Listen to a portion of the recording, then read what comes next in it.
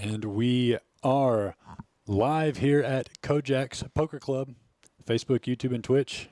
Johnny Blaze. What's up, everybody? And Reese here bringing you some 5-10 action tonight. Cash game. We did nothing but tournaments last week, and so now it's the cash game time to shine. We're ready for it. Ready for it. Well, 5-10 is a fun game to watch. We've got an all-star lineup. If you are interested in being on our live streams on Thursdays, we're going to be doing them on Thursdays, just tentatively for right now. Might pick up some more days, but we're going to do it on Thursdays for now. If you're interested, look on Poker Atlas, see what kind of lists we have going on. We're going to get that up as soon as we figure out which game we're going to be doing on that Thursday. There's going to be all kinds of different games. We're going to do Big O, PLO, round of each. We just started this one out with the most requested one, and that was the 5-10. Yep. So look and see and let us know if you're interested in being on these live streams. We have a 3-hour show for you tonight. We're going to live stream from now until 10 p.m. So already got a few people tuned in, ready to go. So like I said, we can show here. They've kind of got us started. We're waiting a little bit longer to get some more computer stuff set up, but you can already see there's chips flying, Blaze. Yeah, I think they're starting with a bomb pot here. Did have a small technical problem with the card reader, but yeah, they'll be right back with us soon. But yeah, lovely black chips. It looks like Moss is going to be all in on the first bomb pot. Who else we got involved? Coach, who's got cards? Looks like Coach. Yeah. So this catches up there, but. You know who that is in that box? That is Miss Crystal Swanson. Miss Crystal, one of the OGs here at KoJack's, dealing us a 5-10 game tonight. Great to have her back here on the stream, and she's being put to the test right off the rip. Yeah, no kidding.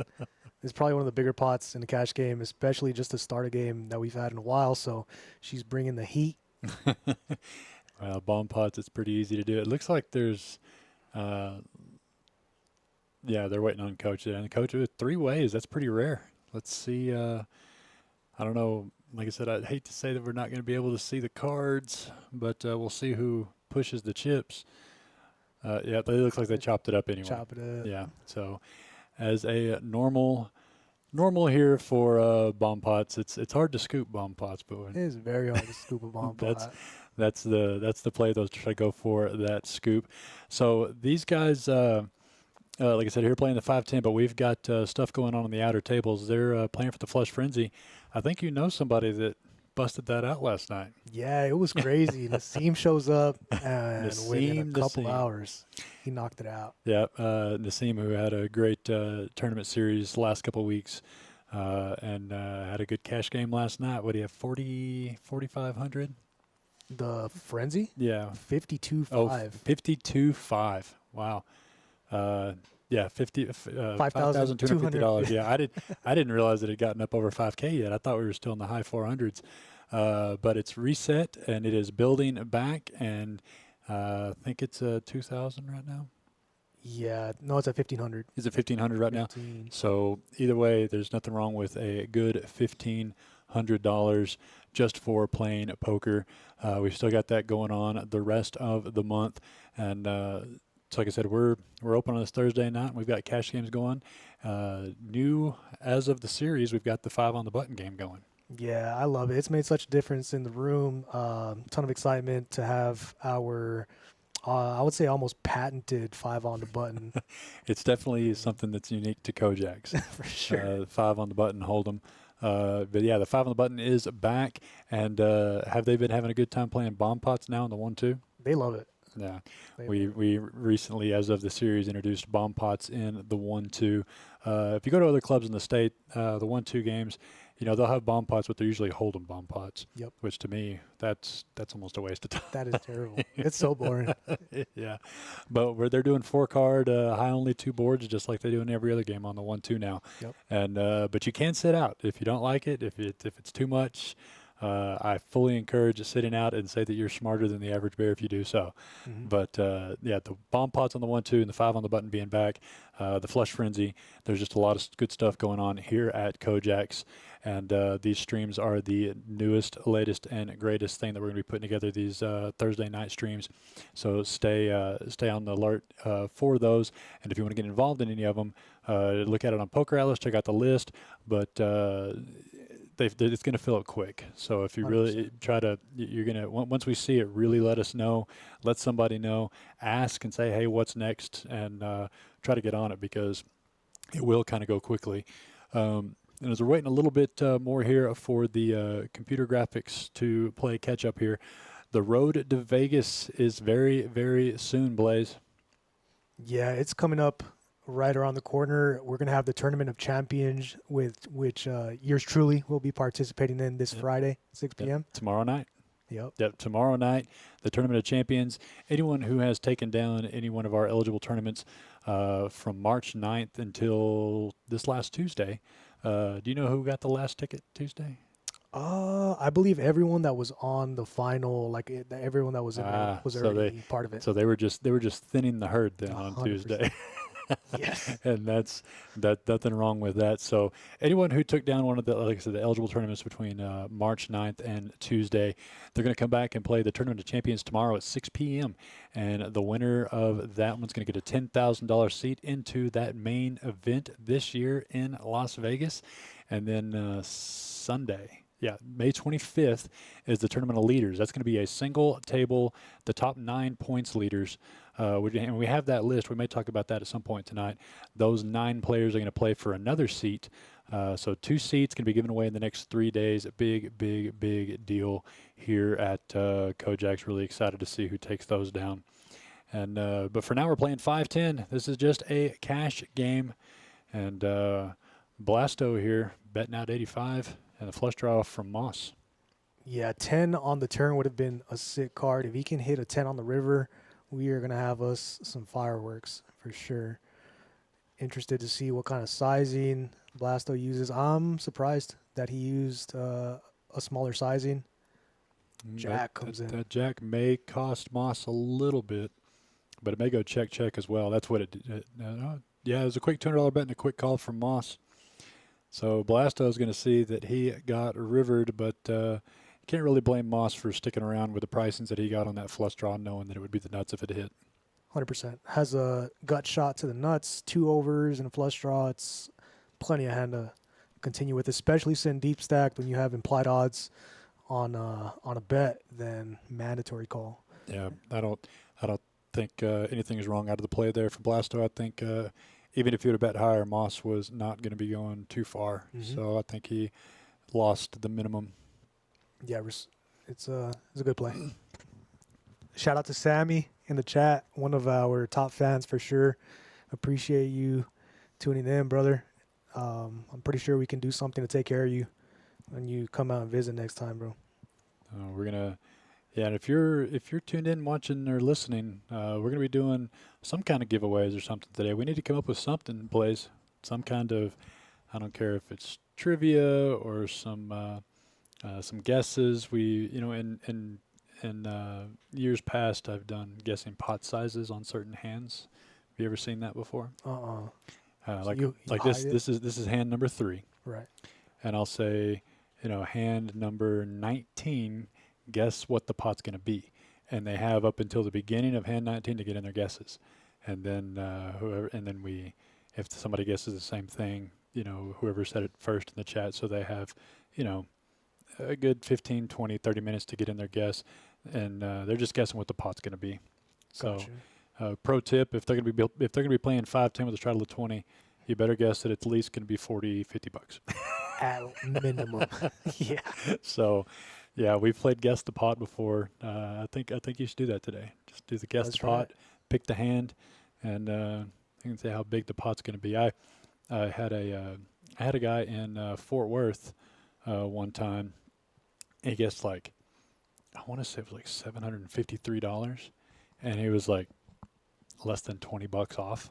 And that was a pretty random guess. Hard to get. And because obviously when we set it hasn't even happened yet because we're in 15 minutes in the past. So you give them like 45 minutes. That way, they don't know what they know because, like I said, we're on a 15-minute delay. So what Right. we say is going to be, within that time in real time. Does that make sense? Do you try and save it for a bigger pot, or do you keep it mixed up so that it's not always obvious? No, we just pick a random hand, Completely random. completely random hand. Gotcha. One that even you and I don't know what the answer is Gotcha. until it happens in front of us all live here 15 minutes later. Does that Wh- make sense? What are you thinking about giving away? Some merchandise or maybe some table time membership? I mean, whatever we feel like. We got some pretty nice hats out there. There is a nice batch of hats. I'm wearing one right now, actually. Yeah, Charlie's the king of merch, and so if I would leave it up to him here, but he's unfortunately not able to make it today. This will be interesting here. Bo flopping 2 pair, 8s and 5s. Ruben having the nut flush draw, not going to go anywhere.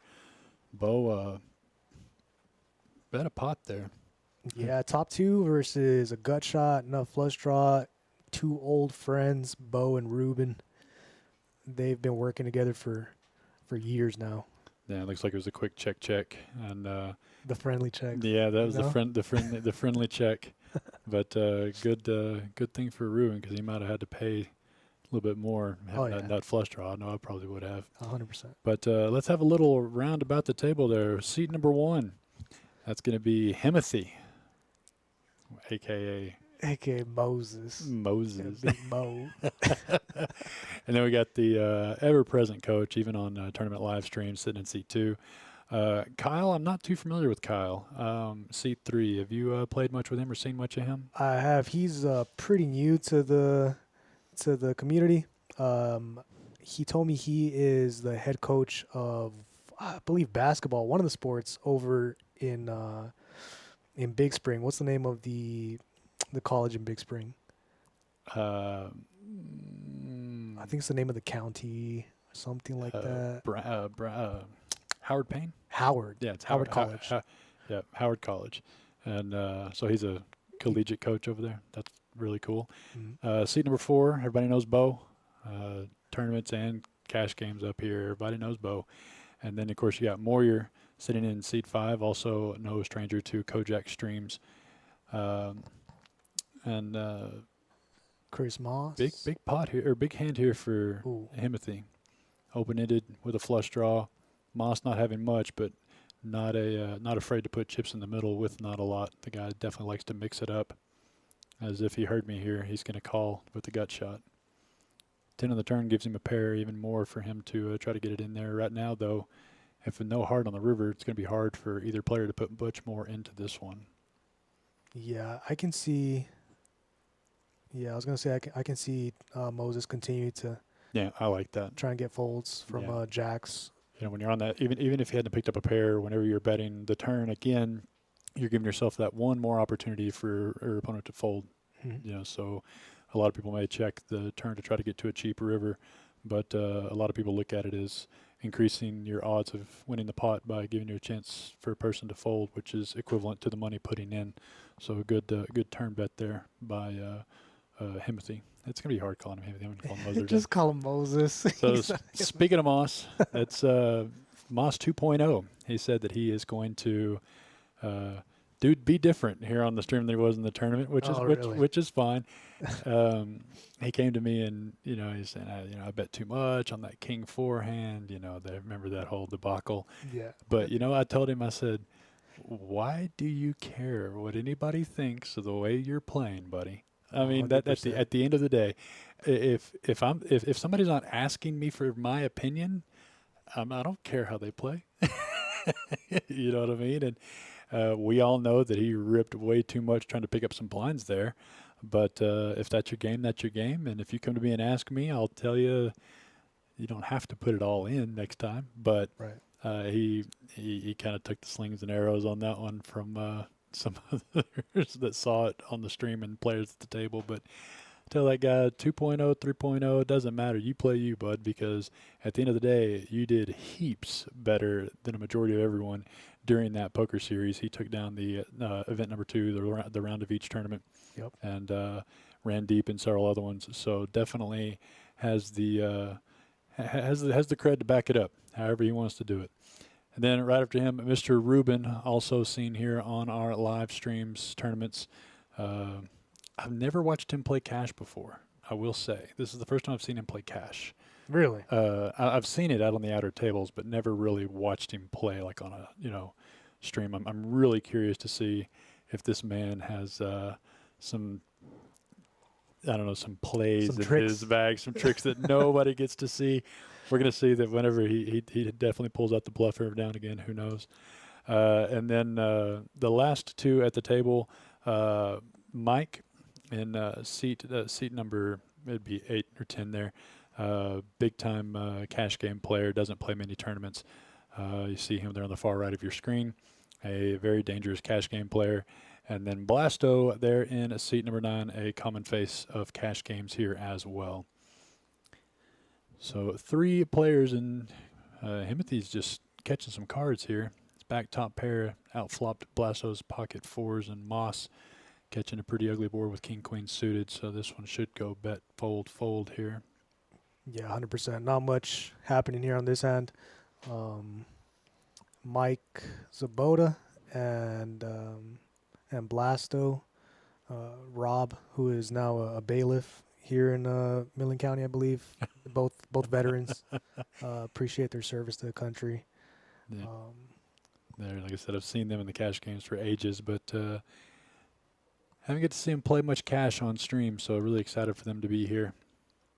And I just want to see Ruben just bluffing, just a big bluff at some point, just to put that image to work. I feel like he has to do it on the cash game tables. I hope he does. I hope he does. He's not the kind to get impatient very often, and he's not going to try too many fancy plays. But I have seen him do a couple of interesting maneuvers. He does have some tricks up his sleeve. I want to see it here, but first we're going to see what Coach does with pocket aces. Let's see what price he makes here. Looks like at 40 to go here in middle position. Is anybody going to wake up with anything? Moyer here with a hand that you can see a flop with for sure. Yep. Now the ranges are going to be a lot wider than tournaments plays. It looks nice. We got Moyer stepping out. It looks like the standard raise size for this game is going to be to 40. Most people fall in line once that precedent gets set. So look at this acting job on this 4-bet he's about to put out. Moyer 3-bet to 150, and let's see if he. When you get 4-bet by Coach pre, you got to know you have 2 unders, and you're hoping you have 2 unders instead of going up against pocket kings here.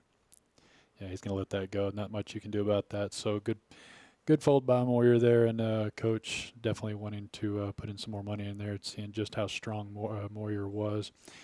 We've got a very biased person on Facebook saying that this live stream rules. KoJack's are the best club on the planet, if you ask her. I think if you do ask her, because that is our brand new GM Chase's significant more better on every way, I'm sure. Better half there. So yeah, a little bit of bias there, but I'm here for it. So thanks for stopping into the stream, Megan, and I'm sure Chase will be stopping in here and there. I know things are a little crazy right now, but he'll find his stride. You'll get him back one of these days, but I'm stealing him for at least a couple weeks, getting everything lined out after that series, and he'll be yours again soon. But for the next couple of weeks, he's got a lot of work to do. He is ours. But no, we appreciate your support with him, and I'm sure he does too. And he's excited, and I'm glad for it. Shout out to him and shout out to Drakestein. Thanks for tuning in, guys. Got another hand here. Bo raises pretty big from the hijack with 10-9 off. Moss continues his button with ace, queen, O. Flop comes down, king, king, 4. Polarizing flop here. Bo will continue. Makes a nice C-bet. And finds resistance from Moss in position. Yeah, that flop bet's going to work on a lot of players on a polarizing board. And unfortunately for Bo, though, he's going to have to slow way down because not much is going to call you there. So $2.95 in the pot. If Bo bet about a pot size bet there, he might get away with it, but otherwise Moss is going to see that his float was profitable. And but good on Bo to mix it up a little bit. That's what you want to see is players, expanding their range in cash games. We're not just sitting here playing, top 10 hands in these cash games. They get in there, they mix it up, they make it a lot of fun for us to watch here. Yeah, big time, big time. On a board like that, it's a pretty profitable continuation. Does find himself facing ace queen, which it's a strong hand, but also when people are continuing, even on the button, they should have a pretty strong range. It's going to be pretty pair heavy, pretty high card heavy, and so it's worth a stab. And once they continue on that flop, it's probably best to just go ahead and shut it down and not try and barrel off too often. Yeah, especially when he knows that Moss is a pretty sticky player, and Yes, it's for hands like these that he's going to get paid on. Pocket queens pre-flop. Moyer raised it up with pocket fours to 25. Moss is going to 3-bet here to it looks like 80, which is a very enticing sizing there. I love that sizing, especially Moyer already putting in 25. Here with Mike, he might go set mining for 80. does. He's a guy that likes to mix it up as well, and that's good enough to come along for Moyer, especially after the raise. So the tail of 3 pair here. See if anybody can catch up to the queens. Yeah. 10 Jack 3. Mike has done so. Draw a heavy board, so there's no reason for Moss to fear a set right off the rip, Blaze, if he gets some resistance. No, it's a perfect board. It'd be different if it was like an ace king 3, something like that. He finds the perfect board to continue on, and it just so happens that he running into a set. Yeah, because Mike here is going to make the call every day of the week, if not raise, and Moss can level himself into thinking that he's got, the flush draw or a straight draw, not a set. So this could get ugly. Yeah, he can be raising, check raising with top. He can be check raising some 2 pairs, of course. But there's a fair amount of Jack X that he could be check raising for protection. Yeah. After Moss C bets in position. And he did immediately announce his hand by check raising. Got Moss sizing him up here. Yeah, and they're laughing a little bit. He's staring him down. Chuckling at him. Good luck getting a read off of Mike there. He's very experienced at this table. He doesn't look nervous. He does look comfortable. I don't know if... And a good lay down there by Moss. I could see him peeling there a lot. Maybe this is 2.0. We'll see. Good lay down there by Moss. Because a lot of players will level themselves into thinking that a 3-bet there could mean the flush draw, top, and the queens could still be good there. So that's a pretty good laydown. I don't know if he would be as comfortable as he was demonstrating with only top. Honestly, he was basically begging him for a call, just chuckling at him and saying, "Come on in, Bubba, I got you." Oh yeah, looking super relaxed. So interesting. Still a strong fold, regardless. I'm kind of a payoff expert, and I'm not sure if I want to fold it just to one raise. No, there's a lot of draws out there that people can rep. Right. Bo here again, King Deuce suited raising it up. I'm loving these expanded ranges in cash game. That's the biggest difference between casting cash games and tournaments. Tournaments people will need to play because we're more prone to seeing people close to the bubble or on a final table laddering up, so everybody's folding a lot. But in cash games, you get to see that true player. Yeah, and the difference is in tournaments, there is money to be made by simply surviving. Oh, yeah. And in a cash game, you could survive all day, but if you're not getting involved in pots, you're not going to make any money. And so preserving your stack, there is value in that. So not getting too splashy with your stack in a cash game is good, but a little different from tournament play for sure. There's just so many different ways to play cash. Mm-hmm. And we're seeing a good spread of it all here. Moss there dragging a pot again. We've only been playing 10 hands, and he's up a little over $600. Yep. Let's take a look at the stack sizes real quick now that we got this caught up here. We had a buy-in of several ranges. Some people bought in for 1,000. Looks like a couple for 2,000. I think Moss, he bought in for 25, I guess. But you can see there kind of where everybody stands. Blasto on the bottom there trying to run Moss off of that straight in flush draw. with those 10s. But definitely a guy that could build it back. Yeah, and he's got money behind. He's gonna be all right. Oh yeah, that's If he has to. that's the other difference between cash game and tournament. You can just get right back into the action, so you can open yourself up to a little more gamble, a little more going with the draws, and not being afraid to stick it in there because you can come right back. Yep. Shout out Trenton, KoJack's, baby, that's right. The 5-10 cash game. Yeah, Reese here with Blaze. Appreciate each and every one of you for tuning in to Facebook, YouTube, and Twitch. We're going to be doing cash game every Thursday. What the cash game is, we're kind of going to feel it out, see what we get the most requests for, but they're going to be juicy ones. That's the biggest thing. They're going to be definitely all worth tuning in and watching. If you guys want, do us a favor and drop in the chat what your preferred game to view is and what stakes you would like to see. And give us an idea of what you want to see, and we can Well, give that's it to one of you. the great things about a KoJack's market is the possibilities are pretty unlimited. if we put together a 10-25, we could find 9 here at KoJack's. Sure. And doesn't really matter the stakes, doesn't really matter the game. There's a lot of players here that are wide open in the Midland Odessa area. Chris, I'm with you. Big O, any stakes? Definitely think that's what we're going to try to put together. Next is a nice Big O stream, and bring in some of those bankrolls. But they might be a little bit. A lot of the players are starting the World Series of Poker. That is true. There is going to be a lot of players that are gone for the series. There's the Mystery Millions coming up pretty soon. I think it's this weekend. Do you know what it is? I believe I honestly haven't even looked because we were doing our series, and so I wasn't paying attention. I just knew that Mr. Sean Rice was on the final table of the first one, and we watched that here. And congratulations on his second place finish. We were all rooting for you here at KoJack's. That was awesome. Yeah, it was a fantastic run. But yeah, we're definitely going to be having some good games here at KoJack's. For those that are still around on Thursdays, if they're not in Vegas.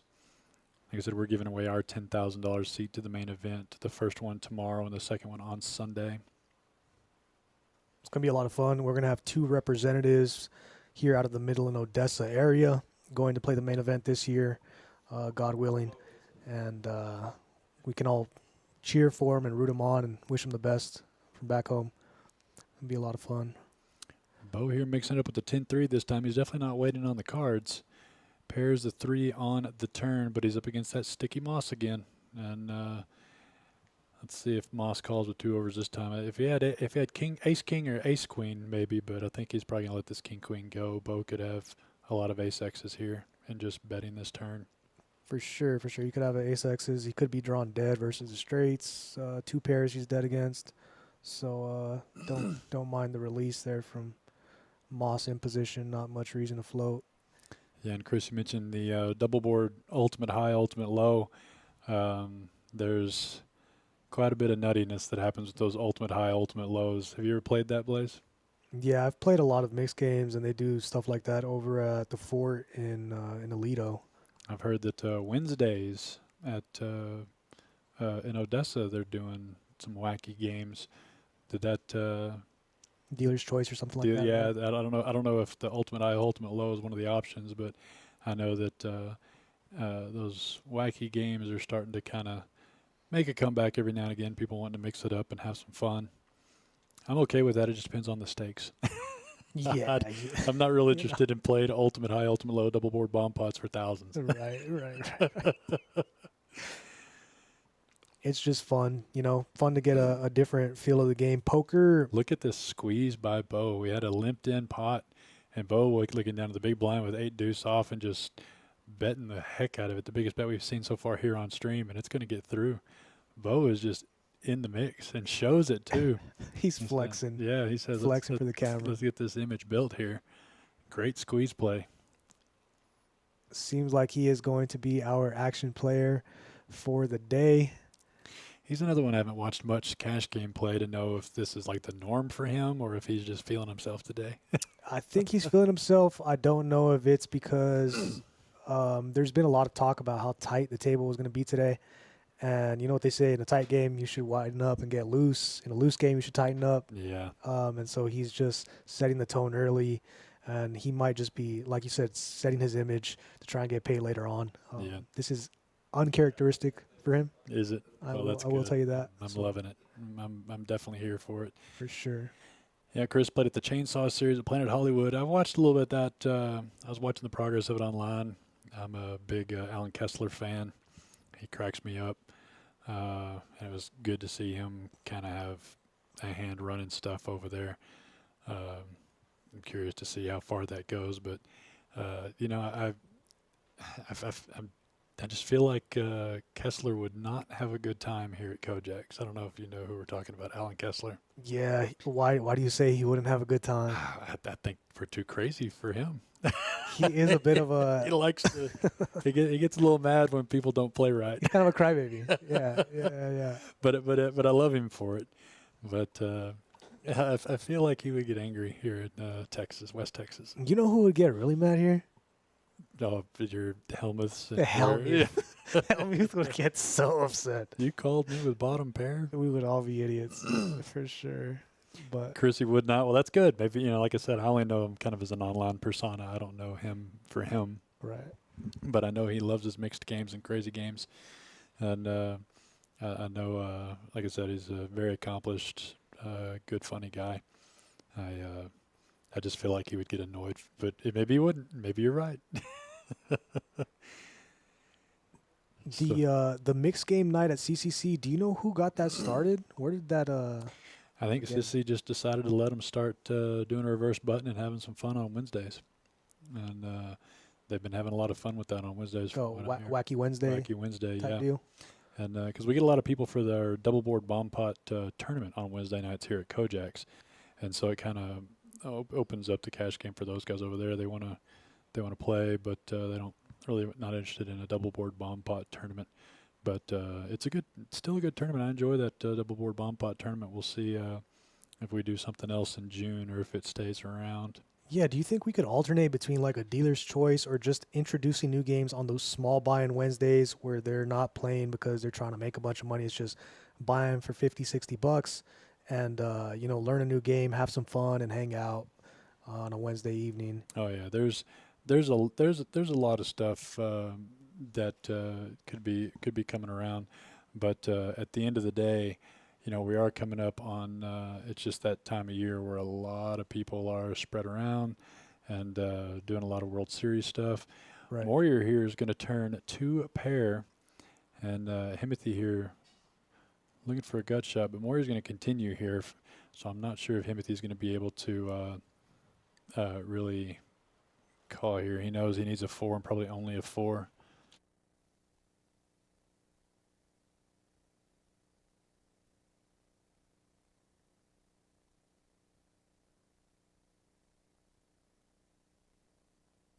He's back into it.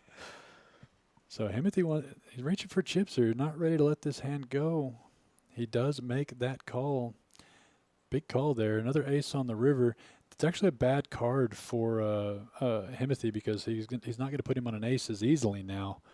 But unfortunately, we see that he has actually the stones. Looks like he bet 200 into this. Yeah, 200 into 350. He's a wizard. Yeah, and Himothy's just going to He's look it a up. That wizard. sizing was just too juicy.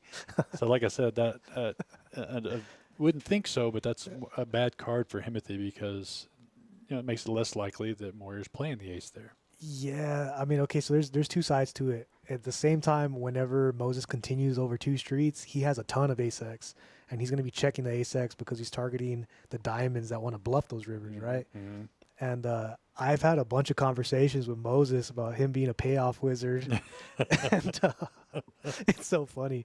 We just say, "Hey, I'm a wizard, Harry." Yeah, you But they just have to see it, and it's even harder whenever Moyer picks a sizing like that, and it's less than about a third pot. You only have to be, correct very few out of those times, just in case Moyer has a missed, diamond draw there or something to that effect. For sure, for sure. I think there's certain types of players that are going to be more apt to barrel off when they miss their diamonds. I don't think that Moyer is one of those players.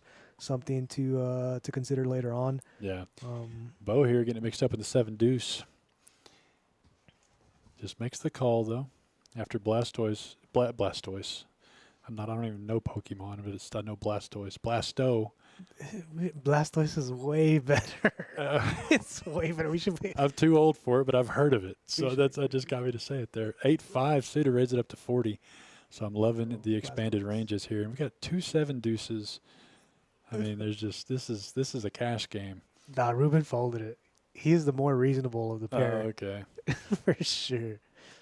So let's let the graphics catch up here. Something definitely. Yeah, they bet on the flop here. Let the computer play catch up. 10 king 6, good flop here for Moyer, top pair. Himothy with the 10 queen kicker.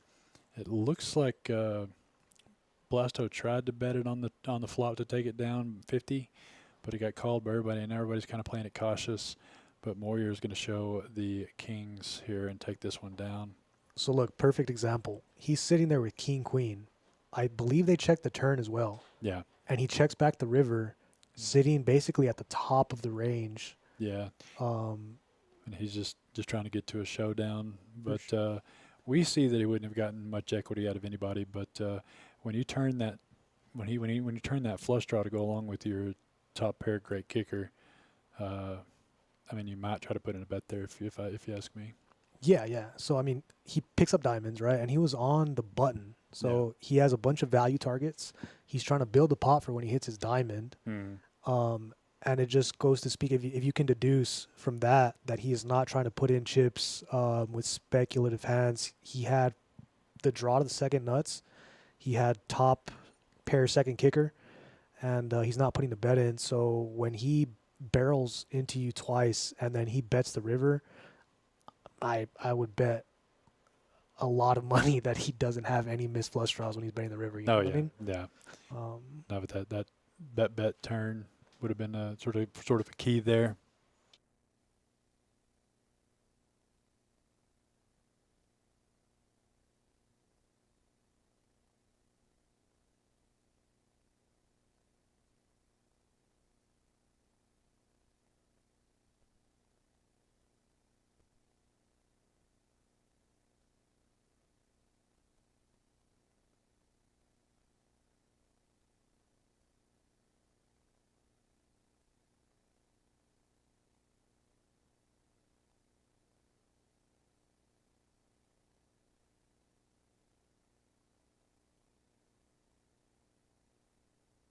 Welcome.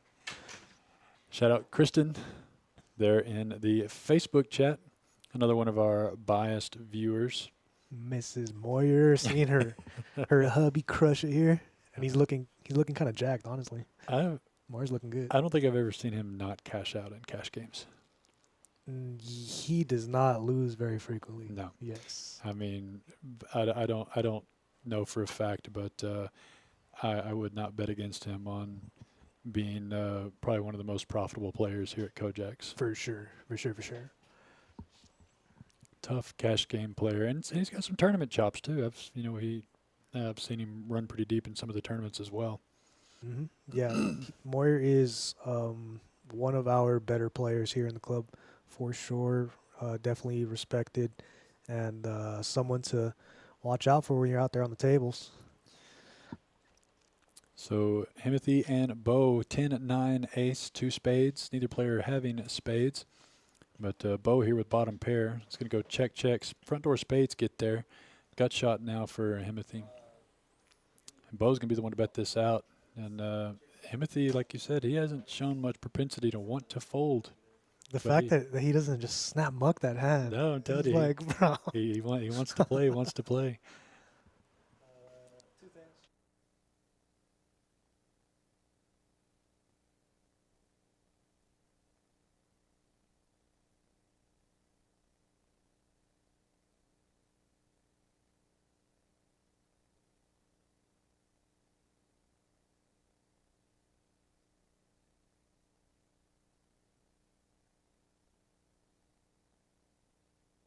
Oh. Yeah, Kristen, we do have a tough table. Chris Murray is saying he'd look Jack 2 in a Schmedium shirt. You wouldn't look Jack. You look like a marshmallow, brother. Hey, I definitely don't need to be caught in Schmedium shirts. I wear too many. I'm not even that big. I look like a fat boy. What's up, Chris? How you doing? Long time no see. Come play.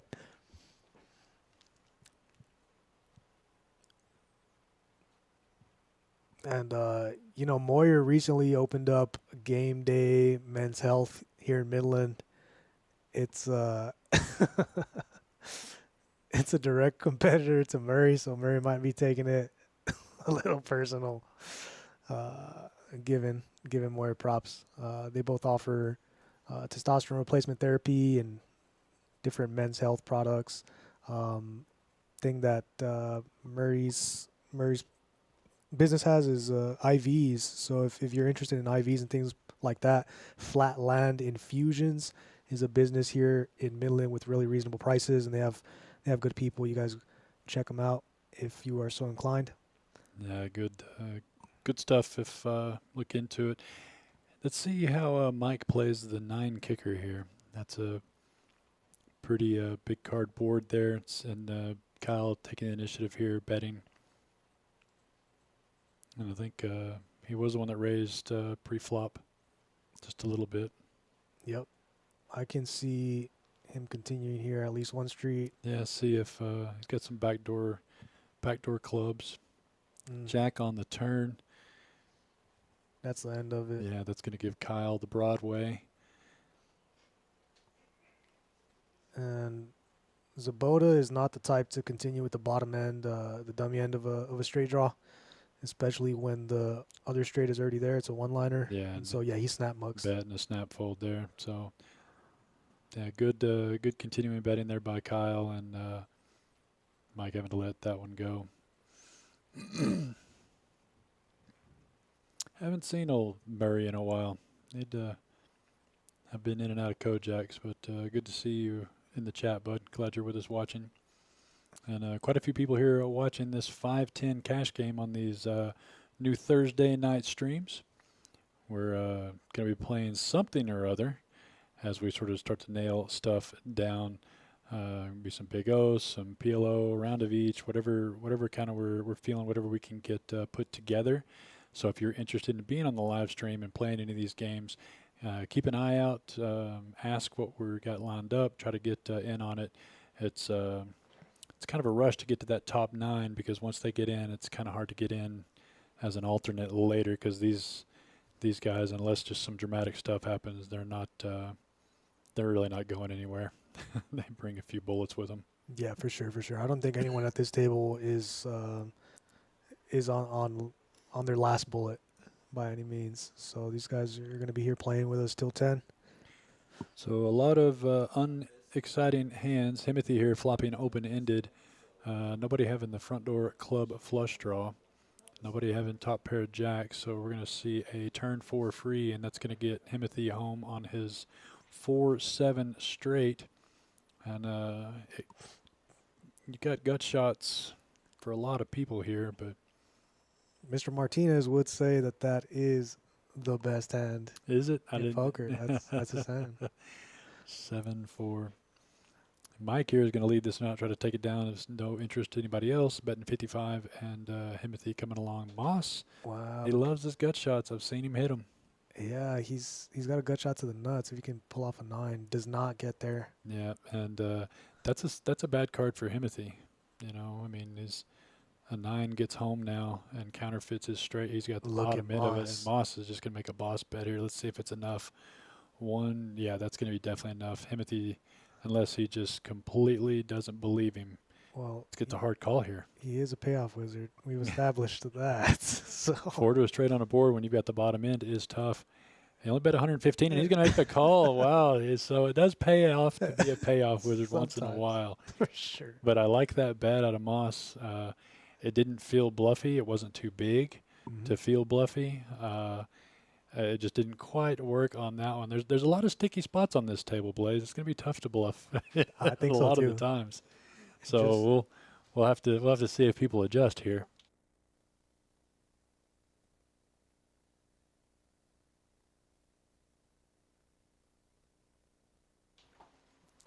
So let's have a look and see. We've had about a little less than an hour worth. Bo here with the VPIP, we've seen him mix it up, and I love it. I love it so much. And Kyle, the one not getting quite involved, but I think he's 1 for 1 on the hand he did play, the Ace King. Yeah, I do think the Ace King was the only hand that he did get involved in. Yeah, and so took that down. But a lot of the stats, these streaming softwares keep up with, they're definitely more applicable in cash games. Your VPIPs, your aggro ratings, your went to showdowns, things like that. And so it's really good to see an insight on a lot of these cash game players on how it all makes sense. And as the stream goes on, we'll talk more about that and let Blaze sort of let you know, just in case if you don't know what things like VPIP and your PFRs and things like that are. Definitely. 20 hands in, not significant enough with the data we have so far. So it's not going to speak so much to their overall game because of variance. But later on down the line, it will paint a picture of the type of player that they are. And yeah, the only reason I like to check in on VPIPs early is because cash games, especially sizable ones, this is a $5,000-$10,000 min buy-in. This is not a small-time game. Not overly nosebleed by any stretch of the imagination, but it's definitely just not your standard game every day here at KoJack's. And I like to see how people ease into the day. right, How many hands they choose to play, how they choose to play them in the beginning before a table establishment has really taken place. You know what I mean? And so that's the only reason I like to check in on early and see where it develops to. right. As it stands, they are pretty light. Oh yeah, our VPIPs are a little light. Bo, I was looking at the wrong stat. Yeah, Bo's at 57. That makes sense. Yeah. I was looking at the PFR. It's at 33%. yeah, I was that's expecting it to be higher. extraordinarily light. The VPIP is the pre-flop raising. Right. Speaking of that, no really doing it here. I mean, look, he's VPIPing with 10-5 off, out of position. Not recommended, but he's trying to get involved. I think Bo has something to prove tonight. He definitely doesn't have anything to prove, but he definitely is proving it. I don't think anybody questions Bo's play, but he's definitely maybe wanting to. Maybe he got a couple haters on the way up here about the game. Who knows about There's the lineup? Something is going on with Bo tonight. But I'm here for it. Yeah. He's letting the chips fly and shows the 10 there. Speaking of chips, what do you think of these new KoJack's tip? These new KoJack's chips here, Blaze? Yeah, it was a long time coming. I'm glad that you guys finally took the investment and got us some new chips. We've been using the same chips for quite a while, and I think since the beginning. yeah, like from the very start of the club, had the same chips. They served us well, and we loved our old chips, but it was time for a new page to be turned. Yeah, it almost became a nostalgic factor of leaving the chips in play. It did. It had been so long and so faded, but I've gotten a lot of positive response for the CCC chips as well. I haven't seen them yet. they're the exact same thing. The new ceramic that everybody's going to. I just designed them obviously different. For sure. But yeah, everybody's using ceramic now. They're a lighter chip if you're used to those clay composites, like old style casino chips. They definitely feel lighter. But at the end of the day, Blaze, you can put these in a dishwasher and clean them. Oh, that because chips are disgusting. 100%. Are we gonna get like a chip cleaning machine at some point? Is that a thing? You don't even need to with these kind of chips. You just get a big bowl with Dawn soap. Just drop them in there. Yeah, nobody has the 10 of clubs for the Royal, unfortunately, but Himothy does have the 10 for the Broadway on this Jack, Queen, King, Ace of clubs board. But yeah, those ceramic chips are a much cleaner chip that you can actually, like I said, just put into a bowl of Dawn soap, swish them around a bit, and let them soak, pat them dry. And gotcha. that's the one thing you know, at the end of the day, poker is a disgusting sport. It really is. It really is.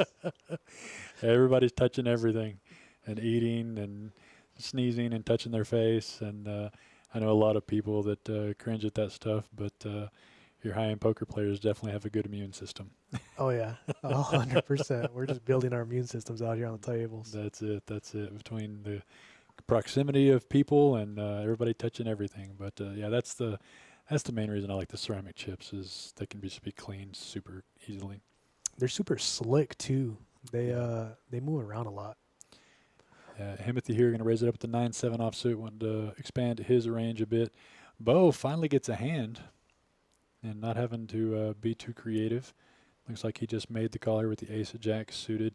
Moss in the small blind's got $5 in there, good enough for a call to 35, as Texas poker tends to be in for 200. Again, And we're going 3 ways to a flop here. 6 king 6. Moss out flopping everyone. Bo And continuing with his continuation bet strategy at high frequency. yeah, and if Moss just flats here, which looks like what he's grabbing for, he's going to have Good stuff. You know, Bo can put him on a king, but it's hard to put him on a 6 at this point. A 10 on the turn picks up some more outs for Bo. He can hit a queen for his runner Broadway. He checks it. No, he bet 125. He's keeping the pedal to the metal here. Continuing. I like it. Yeah, but If he can find a queen here, that would be a sick incredible. Another 10 downgrades Moss's hand, but he knows he still has the nuts. But he's going to go ahead and just going to go check here on the river. I don't hate that river check there by Moss. Bo's going to have a lot of, if he's got kings there, he still can't really pay off much. And, you're not going to, the only thing that's going to pay you off there is a king. And so you could target a king there, but the problem is he could have a 10. Might as well just take the showdown. Do you disagree? No, I think mainly it's going to be King X versus 10X because Bo started his betting on the flop.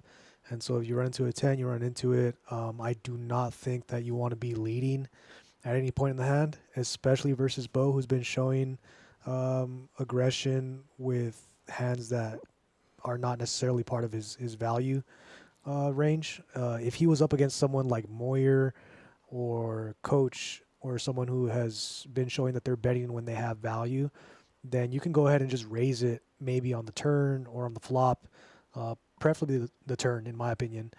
So you can target that King X and get value out of it in case they check back the river. But versus someone who is, betting at a high frequency, you want to let them continue to bluff and get more money out of the bluffs. Since they have so many of them, you make more money allowing them to continue with those bluffs than by raising them and getting them to fold out their bluffs. Yeah, I think I don't know that a lot of people are taking the long consideration anymore, and Hold'em. A lot of people are just recreational players. But one thing that I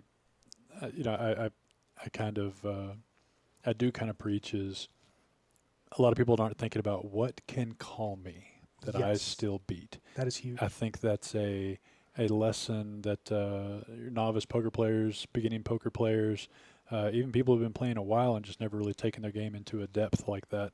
When it comes to the river, whenever you're the one putting in the money, you just ask yourself, what can I beat that will call this bet? Correct. And sometimes it's better just to turn your cards over and just win what's in the pot than put yourself in a position to lose that last bet for no reason, or worst case, getting check raised, and now you really don't know what to do. Yep. And so I think it's just a suggestion that I give to a lot of people is about just thinking about what will call you. It's a huge part of profitable poker. If you're only getting called by better, then you don't want to be betting. I think that board on the last hand, we have a bomb pot here, not going to be very significant, I don't think, so we can continue on this. So King 6-6, turn 10, river 10. If you're in position and you're betting, say for instance you have a king, any of your King X, you bet flop, you bet turn. The person out of position calls you twice. You arrive at the river and you have a double paired board, you have a king. If you have, for instance, king without a kicker, King 8, king 7, even king jack, right? Mm-hmm. When you bet the river and they've already called you twice, what worse hand is going to call you? Right. All the straight draws have already paid you off, and those were the targets on the flop and the turn. Once you arrive at the river and you have a king, even like ace king, very often it's going to be good just to check and not risk getting check raised by a crazy player that's going to put you in a tough spot. And a lot of the hands that you're targeting, they're just not going to pay you off. I think that was a really instructive spot to think about. Yeah. The bomb pot had a little bit of a screw up here, but we can still see the hands here. We've got, looks like Bo has that top board with the flush. Like I said, the graphics kind of screwed up on that one, but we didn't get to a river anyway, so not a super exciting bomb pot that we missed. But we changed the dealer over and we changed over an input person, and it kind of got both of them there. But the new dealer in the box, that's Mackenzie. She's been here maybe 6-8 months, I believe. How long has it been? You brought her? Yeah, I feel like I don't feel like it's been 9 months. No, Hadn't been here very long, but a fantastic dealer here at KoJack's. Love to see her on the live stream. We got Jean Paul saying, "Blaze out here teaching the kids." Let me get my pen and pad. You better. You got a lot of knowledge here in this booth with Blaze. I appreciate it, Boudreaux. Boudreaux.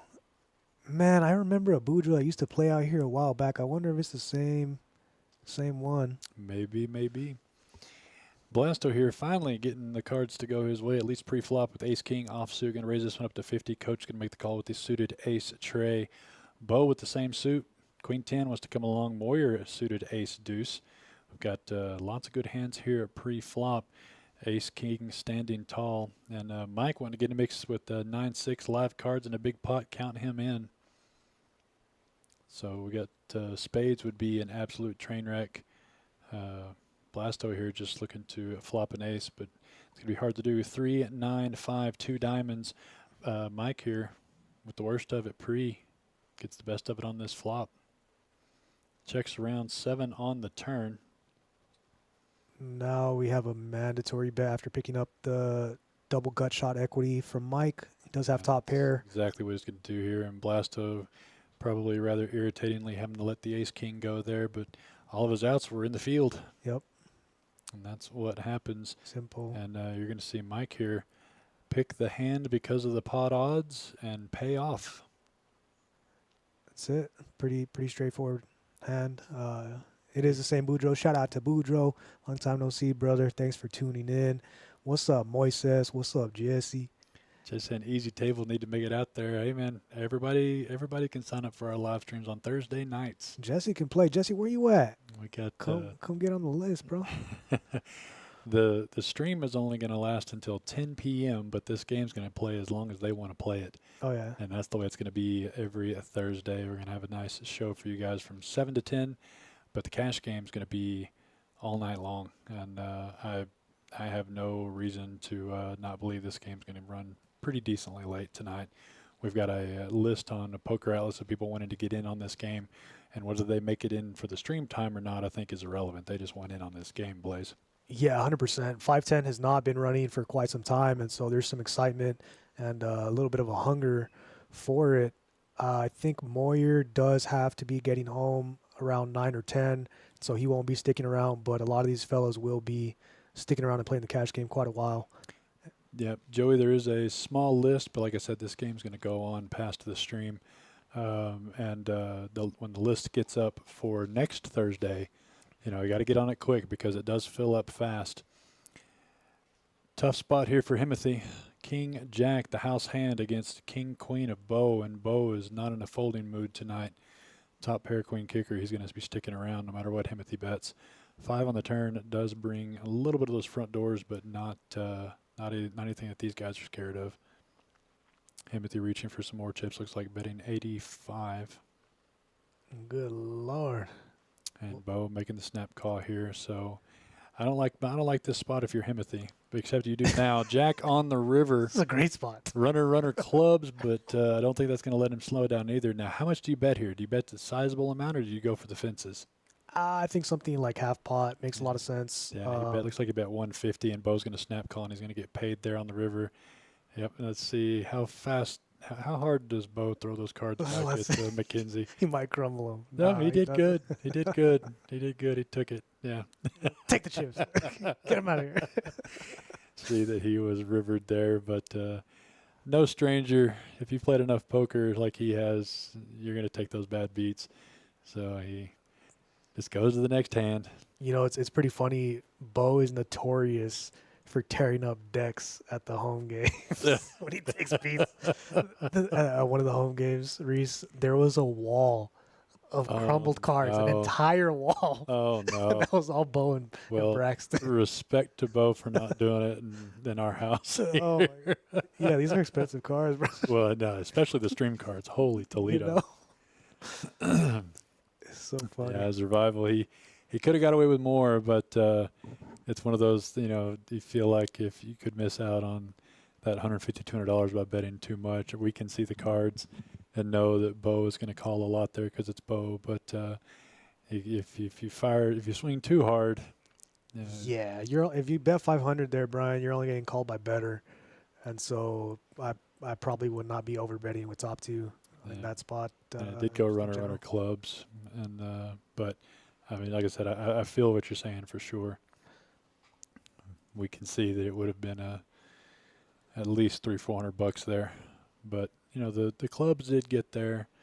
Like I said, either way, got pretty good equity out of the hand.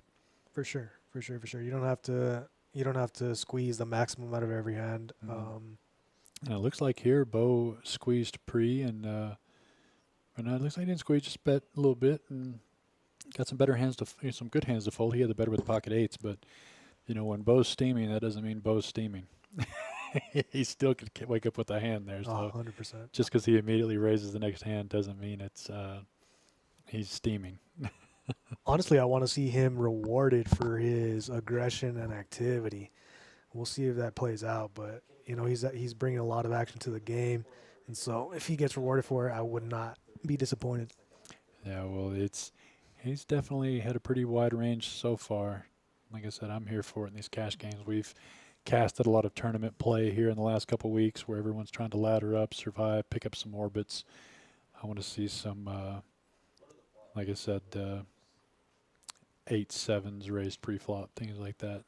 Well, there's one. Yep, he just called, but Bo here still pretending on the steam. Jack 8 plays pretty good. Coach is going to squeeze here. Yeah. I think he only made it 250. 250, yeah. Right on. And, Moss here, who was just trying to get in on some of that Bo money, is not going to be able to make that call there. And, Mike, I've seen him call stuff like this, but he's not quite getting the value. But we saw him do it earlier, but it's hard to, because Bo already made the call there, so it's hard for him to get in there too crazy. Oh, he's really getting involved. And here's the flop here. Now, Coach didn't flop anything. We'll see what kind of pressure he continues on, but Bo's never going to go anywhere. $200 bet here. Oh, no. Bo's going to snap this immediately. And you can see right now they're flipping. Yeah, I mean, it's no Bo raised. I even love that so much better. Look at him go. Good bet, Bo. That's put Coach in a blender position here. And you just feel like Bo's steaming, but he knows well enough that there's no reason Bo can't have a hand here. I mean, at best, you can just put him on a hard draw, and it's hard to call off a $400 bet with just a high card. So Bo showing some chops, and I love it. Out here firing like a soldier. Respect. Yeah.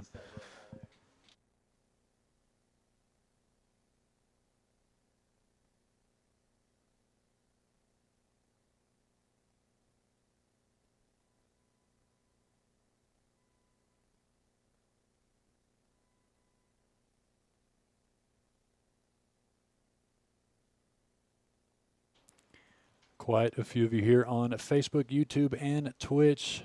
Thank you to everyone who's watching this 5-10 cash game here at KoJack's Poker Club in Midland. That's part of our new Thursday series, Blaze. Yeah. I'd like to see Big O soon.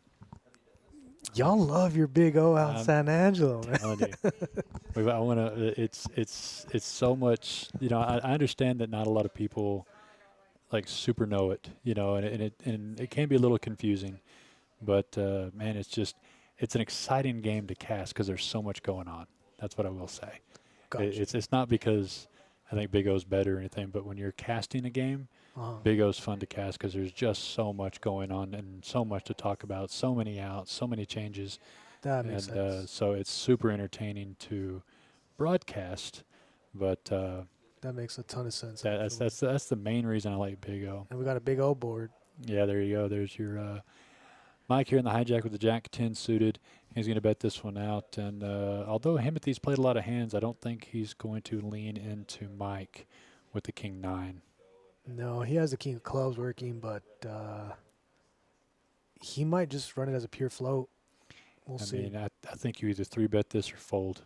Yeah, and he does go ahead and let it out of the way. Mike's not one that I would want to No. butt heads against. I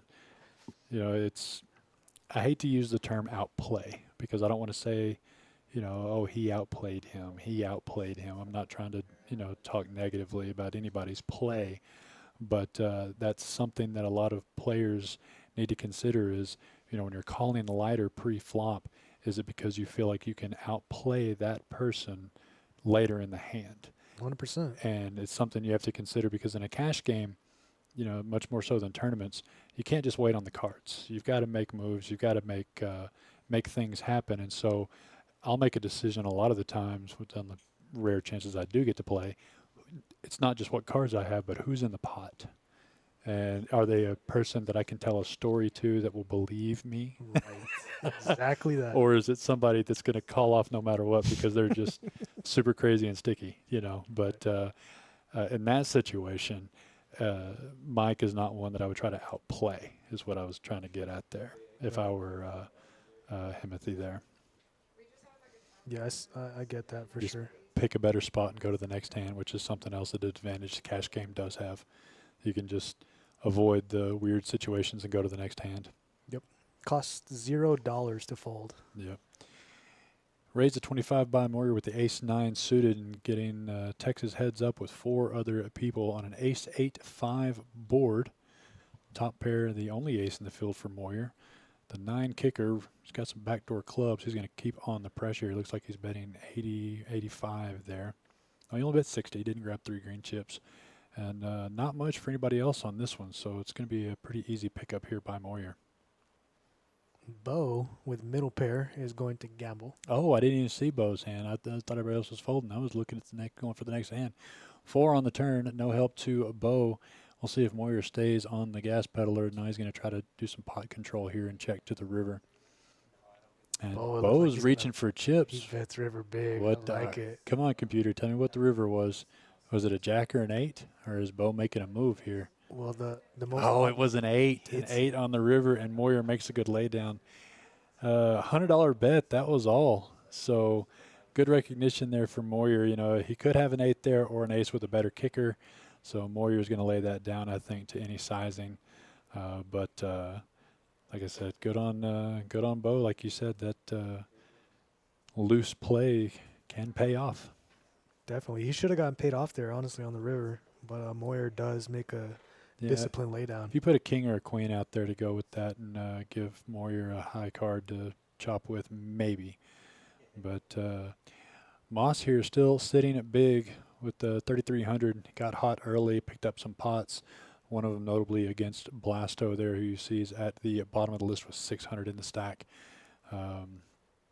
Tough hand for Blasto on that one. Nothing really wrong with that poker hand. Just didn't go his way. Right. And I really thought we'd see some aggro play out of Moss, but he's been discerning ever since he got a few of those early pots. So yeah, it looks like he hasn't really picked up anything worth fighting with. No, I or guess fighting for. The 2.0's talk is real so far. We got Blasto here finding a good hand. King Jack suited, raising it up to 50 at 5, and see if anybody does come along. Mike's going to show him the ace and let it go. And so Blasto finally dragging some chips. And sometimes, Blaze, that's all it takes. When you're on a downswing in poker, doesn't matter the size of the pot. sometimes just getting to stack some chips knocks off the feel bad, the run bad. Even if it is a small pot, just stacking up some chips one time can mentally turn things around for you. 100%. It's just a feeling of momentum, and when you're bleeding and you're constantly just putting chips in the pot and bleeding off your stack, it feels a bit like a spiral. And stopping the bleeding, getting a couple of chips stacked up on that bad boy is always a good way to turn it around. Yeah, you and I had talked before about kind of recentering yourself in poker. And some people can do that naturally, and some people it takes stacking up some chips. For sure. For And, sure. So maybe that was a good turning point for him. I'd like to see it. I like Blasto. Hand number 34 folding on around to Coach, who's going to get involved with the 5-4 suited. He raised it up to 35. Bo comes along with some clubs as well, unfortunately. And Moss going to defend his big blind with the 8-7. So he's got Bo in pretty bad shape, but Bo having Coach in bad shape as well, sharing the clubs. Yeah, Coach is pretty well dominated. Bo in position with the suited king. Doesn't look like there's going to be much going on here. 2 checks from the out of position players, and Bo is going to bet his top pair on the button. Yeah, it's going to be the end of the hand here unless Coach wants to tell a story. Nope, decides against it, and so Bo stacking some more chips here. Bo, even with the roller coaster, he's back above what he started with. Looks like he started the game with 3,000. It's a 1,000 min uncapped game we're running here on this Thursday night, and he's back in the black. Where does it say that? Oh, yeah, plus 260? Far right, yeah. I see it. Yeah. Right now, Coach and Blasto are the only ones really needing to make a little bit of a climb back here. Right on. But it's still early in the night. It's a pretty active game so far. Yeah, it's been fun. You know, a lot of times in the cash games, there's going to be a lull in action. You cannot expect to have a significant hand or significant pot played every hand. So there's a lot of waiting involved. Not a big deal. Bo here puts in some chips, raising up to 50 with the 6-4 offsuit. Moyer with the KoJack's suited this time. Ruben picking up a playable hand in the big blind. But before that, it looks like Moss is going to 3-bet this one to 300. A good. I don't hate the size. And these guys put in $50 a piece, pick up 120, 130 bucks, and make them dedicate to the hand as a squeeze play. But he's squeezing with the best here. But Bo doesn't want to look like he folds, but he's got Moyer behind him, and so you may see him let this go for that fact. Right. Heads up, I think he might gamble a bit. Oh, I think he definitely would want to, but he's got Moyer behind him, and not knowing what Moyer's going to do, but Moyer's going to lay down that king-jack. We see that it was a good lay down, but your hands like king-queen, king-jack, king-10, queen-10, you're dominated by your ace-kings, ace-jacks, ace-10s a lot of the time. Yes, sir. And at best, you're just hoping that the person at 3-bets there just has a pocket pair, and you just hope you have 2 overs. And Moyer knows better than to put his hands in flip situations too many times. For sure. I think I'd rather have middling cards as opposed to the king-jack. Yeah, I'd rather call with Jack-10 there instead of king-queen. Yep. You know? 10-9, 9-8, stuff like that. Yeah, absolutely. In cash games. Yes. Different. For sure, for sure. I don't get to cast cash games very often, so I'm loving the difference. I can't help but to point it out. It's a lot of fun. The Big O games, do you stream those? Where have you streamed those? Of course, we had the Big O Championship last week here. That was a lot of fun stream. We've streamed them in Fort Worth a few times. Congress games, they call it in Fort Worth. Like I said, I mean, I think the people like as a whole, they do like the higher end cash games. Right. They like the hold'em cash games rather, because it's kind of easy to see. There's a lot of action involved. Split pots, always not always as fun for viewerships. They don't split pots are just kind of whatevs. Right. But like I said, I only like streaming it from purely selfish standpoint, and that's just always having something to talk about. Period. There's a lot more action in Big O, even though there shouldn't be. A lot of people overplay big O and play too many hands. But there's always something going on, and a lot of swings as far as the nuts changing from literally every street. So it's just a lot of fun to cast. That's pretty much all it is from my end. Right, right. Just always something to talk about. Always a situation that's coming up. Makes sense. But they haven't not much lull in the action on this one. Like I said, there's the V pips are pretty high for a lot of these players, and I'm like I said, I'm loving it. Ruben here on the button with the pocket eights. He's going to get raised in the cutoff there by Moss with the 9-6 offsuit. Ruben definitely going to see a flop here. Reaching out some calling chips. Mike with the 5-3 suited. Shout out Charlie. Well, no, Charlie might be offsuit. I don't know if Charlie likes him suited or not. I think he probably likes the offsuit just to make it that much cuter. Yeah, he's going to come along with a good price here to try to get a sneaky hand in. 4-4 Jack. No help to anyone. Ruben still best with his pocket eights with one overcard out there. I was going to say I'd like to see him bet here, and he is. Looks like maybe about a half size bet here. It looks like he bet 60, and that's going to do it. 60 can feel like 600 coming out of Ruben. That's why I want to see him just make a massive bluff later, Blaze. Just play that image to where people can go back and look and say, really? It's something to really pay attention to. I think that Ruben, even things like this live stream, will give him a different perspective of how people perceive him and how his image can be used by him to make a couple of plays. I love that you're bringing it up.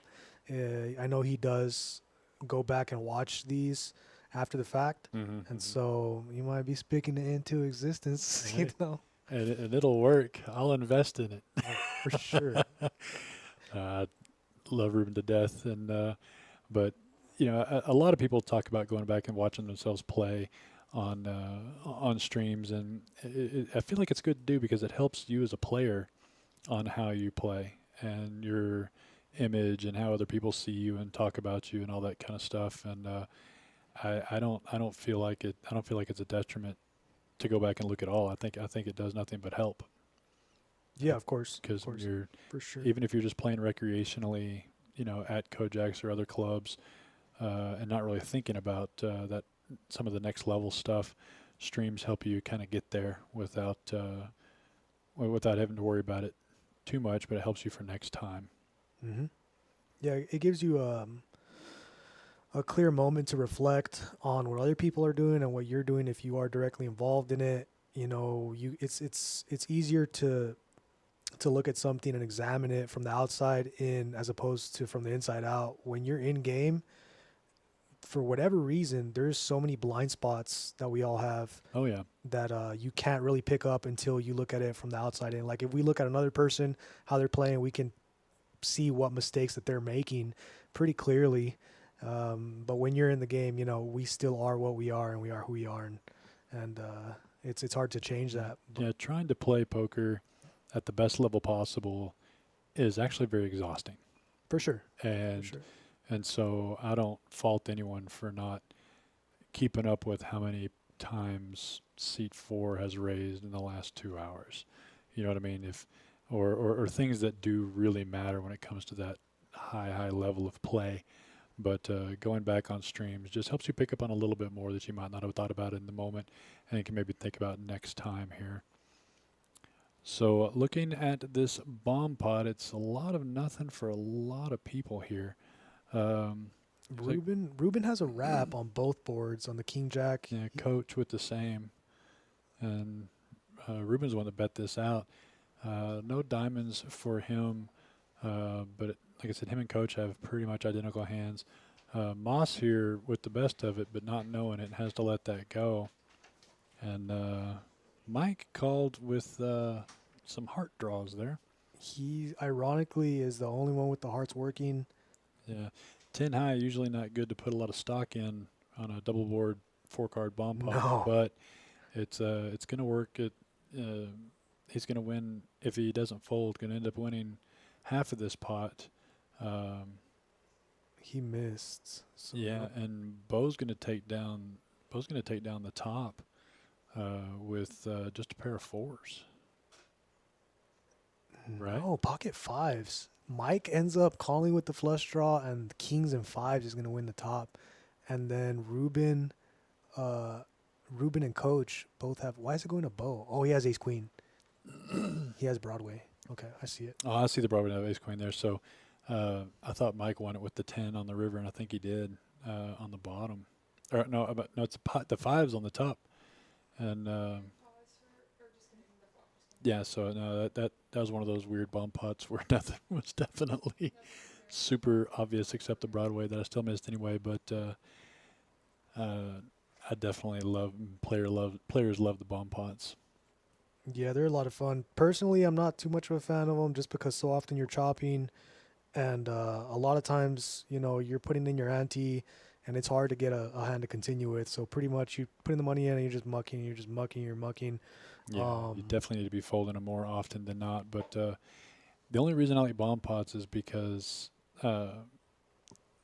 not so much now, but a year ago when it was kind of a thing, and even a little longer, people just did not know how to fold bomb pots, and I used to make so much money on bomb pots at TCH in Dallas. It was just silly. Now it's a little different now. People are starting to learn bomb pots, but I just fell in love with them because they were so profitable back in the day. Yeah, when it first started, did bomb pots get introduced? The double board PLO bomb pots here in Texas? Oh yeah, no, that's Yeah, right. that would start definitely a Texas thing, and of course it's in Vegas now. They do those in Vegas, but a lot of clubs are still trying to do hold'em bomb pots, which I can't get behind. Top pair here for Mike on the button. We got Himothy and Moss with middle pair. Yeah, and they're both going to come along for the $50. Well, actually, Moss was one that bet out the middle pair, but Gotcha. Timothy's going to come along as well. Queen on the turn doesn't change the hand. Mike still with a stronghold on here. Let's see if he takes the betting lead. No, he doesn't have to. Moss is going to keep betting it for him. It looks like 150. Pretty good, a little more than half pot bet here. I don't see Mike laying this down, not to Moss, but Moss has tightened up the last 45 minutes or so. But I just don't think there's just not much that's developed out there just yet. He could be more so thinking about a raise here than a call.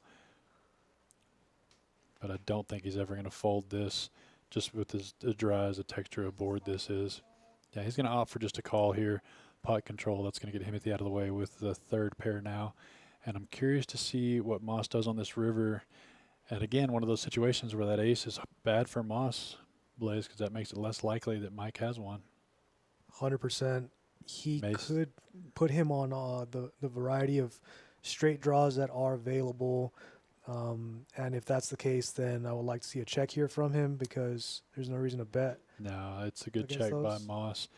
And Mike here, Look, yeah, I mean, he's hemming and hawing as if he has a decision. You river trips, and he looks upset about it. yeah, but he wanted to bet, but he just wasn't sure about it, so he just shows it. I don't blame him. 575 in the pot, just go ahead and take it down. But yeah, we see that he wouldn't have got paid anyway. But yeah, Ace Jack's just never not good there. But again,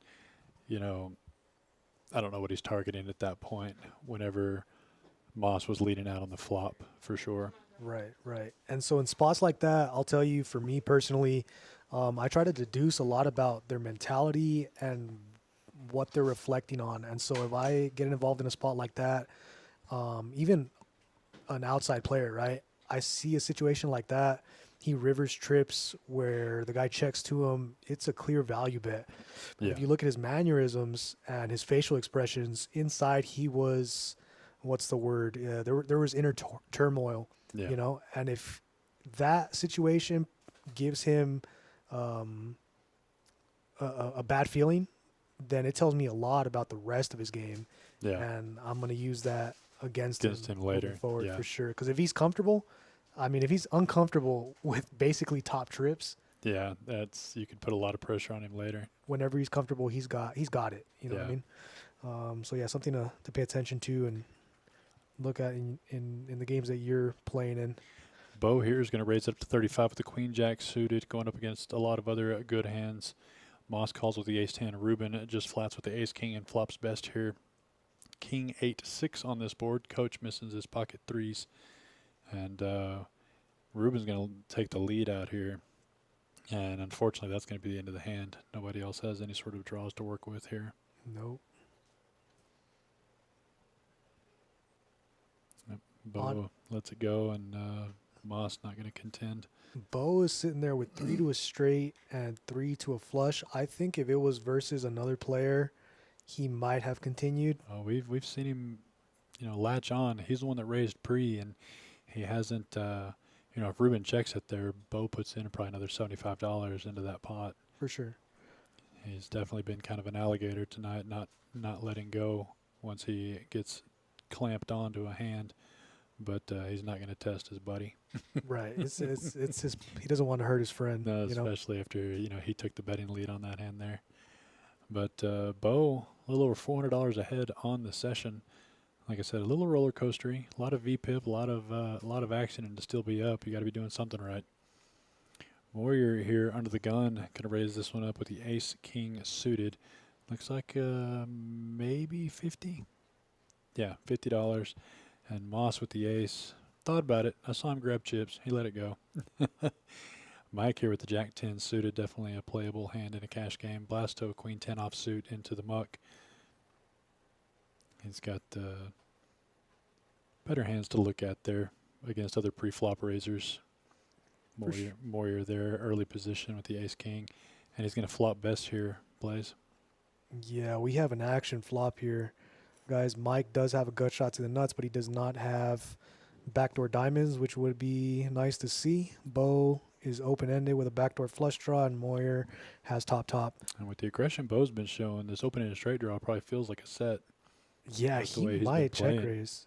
You're right. He does check it, but, he's up against 2 difficult opponents, so I don't think there's no world where he's folding, but I don't think he's going to raise there. Deuce on the turn doesn't change anything. Mike was... like I said, still trying to get that gut shot, but you might see him go away now. Moyer here reaching again. Looks like bet of 150 into 390. Mike, he's going to let that one go, but Bo may not. Bo's been kind of an upswing. Yeah, he's going to take it. He's going to take that open-ended. He's going to need a 5 or a 10 to take this one away, but does not get there. And it's going to go check here on the river probably. Yeah, it's just going to go check. And Bo there a little upset about missing it. Shows that he was chasing. That's an interesting spot to discuss as well. So there's categories of hands, and you should know whether or not you want to get how many streets of value you want to get with those hands. If you have a set, for instance, you can go ahead and consider getting 3 streets of value. You have 2 pair, that's possibly worth 3 streets of value. Moyer sitting there with top. He checks back the river. He's already gotten 2 streets of value out of the hand. Yeah. It is worth considering a bet there. We see that if he bets, he's not going to make any more money out of 8 high, but that is besides the fact in terms of crafting a betting strategy for your play. With that texture of a board that it ran out on the river, there could be some value from an ace-jack, exactly, ace-queen, ace-10. Mm-hmm. That's going to be calling a lot, but not necessarily raising it because you've been taking the betting lead. Blasto here with the patience sees pocket kings, and Moss raised it up to 40, and a couple calls from Ruben and Mike, so he seems content putting in almost 600 to win that 100 plus some blinds, and it's going to work every time here's anybody really didn't have anything. So once again, stacking the chips, and that's what feels good right now for Blasto. Oh, he's happy about it. Got a smirk on his face. He must be feeling good. Picking up the dead money, not having to worry about an ace coming on the flop. Oh, yeah. Just go ahead and go all in and take it down. Yeah, once there's been pre-flop action, give me aces or kings, and I'll just take down what's been put in there. It's, in cash game play, aces and kings can really be a leak in your game. You know what I mean? Ace-king, I believe, is overplayed in cash thanks to tournaments. Aces and kings are overplayed in cash thanks to tournaments. Yep. And so it's, we saw, I hate to bring it up, and do we have kings again for Blasto? Are you serious? Yeah. Let's see what he does. He calls. I like it. There's no shot. I like it. There's no shot. Please play this hand to a completion. Oh, he's got nothing to work I want to against. see if he has it. I want to know if he looked at his cards yet. That's the problem. Could he be just doing a heat check, just playing back-to-back hands blind? You're right. That might be it. I wonder. Let's see what he does. It just calls it. Warrior with top pair, and it's going to be an action-killing turn. Yeah, that's a tough card there for Blasto because it's going to make him scared about his hand, but it's going to be an action killer for him as Warrior loses his top pair status. He only bet 25. I want to see if he played kings two different ways here, just ripped and then limp. Moyer rivering 2 pair. Oh, no. I hope he doesn't go too crazy here. Yeah, he shows it. He could have kings with his reaction. He could have had kings back to back. That's two different ways to play kings, and I don't hate either one of them. So, but yeah, your ace kings, queens, they can be leaks in cash games just because people kind of play them a little too much. And what I was not wanting to bring up, but I'm going to anyway, is Daryl's aces laid down against Mark in that tournament. And Daryl, he said it's only a pair. And he's not wrong. You know what I mean? Not wrong. And we saw that it was an unexpected laydown, but there's a lot of times when that's right. When you got a player with an image of Mark betting out that heavily, that much on such a dry board, ace queen is the bare minimum of his range. There's a lot of sets of sevens and threes in there, and if you didn't see the hand, that is basically the long and short of it. Is queen 7-3 on the board, and the ace is laid down to a large bet from Mark, who only had the ace queen, or I think it was ace queen is what he had, and it's still an one pair. Interesting spot Yeah. for sure. I think on a board like that, when there's no draws available for a tight player to protect from, so like players that are tight and are scared of losing with their made hands, they bet big on boards that they feel they need protection because they don't want to get sucked out on. Yeah, and here's a respect test for Ruben. Yeah, pocket eights against pocket fives. Mike's going to not believe a lot of people in those spots, but Ruben let out this flop, and he checked the turn. That's going to get him paid on this river, Blaze. I think Ruben bets this out, and Mike pays anything. Oh, he didn't, though. He just chose to see value, but that, like I said, him betting it on that flop and Mike just flatting with the fives. He definitely showed a lot of respect, whereas he feels like he could be ahead of a lot of the field that's in there with just your ace kings, ace queens, ace tens, doing C bets there. I think he actually check raises or raises a lot of people there on that flop with pocket fives. Zabota? Yeah. He could. I'm not sure if it's his style particularly, but definitely versus Ruben, you have to respect his bets a bit more. I hear you. Here he is going to be under the gun with the ace-jack offsuit and just makes the call. It's one of the other differences, and there's kind of a growing movement for it in the online and professional space. You see a lot of limping pre-flop. A lot of people used to preach hard against that. Are you still of the camp of you should always come in raising if you play a hand in a cash game? I think if you build an overall strategy that involves some limps, then it might be okay. It depends on your environment as well. In a very passive environment, I don't like a limp strategy. Maybe if you incorporate some limp re-raises, things like that,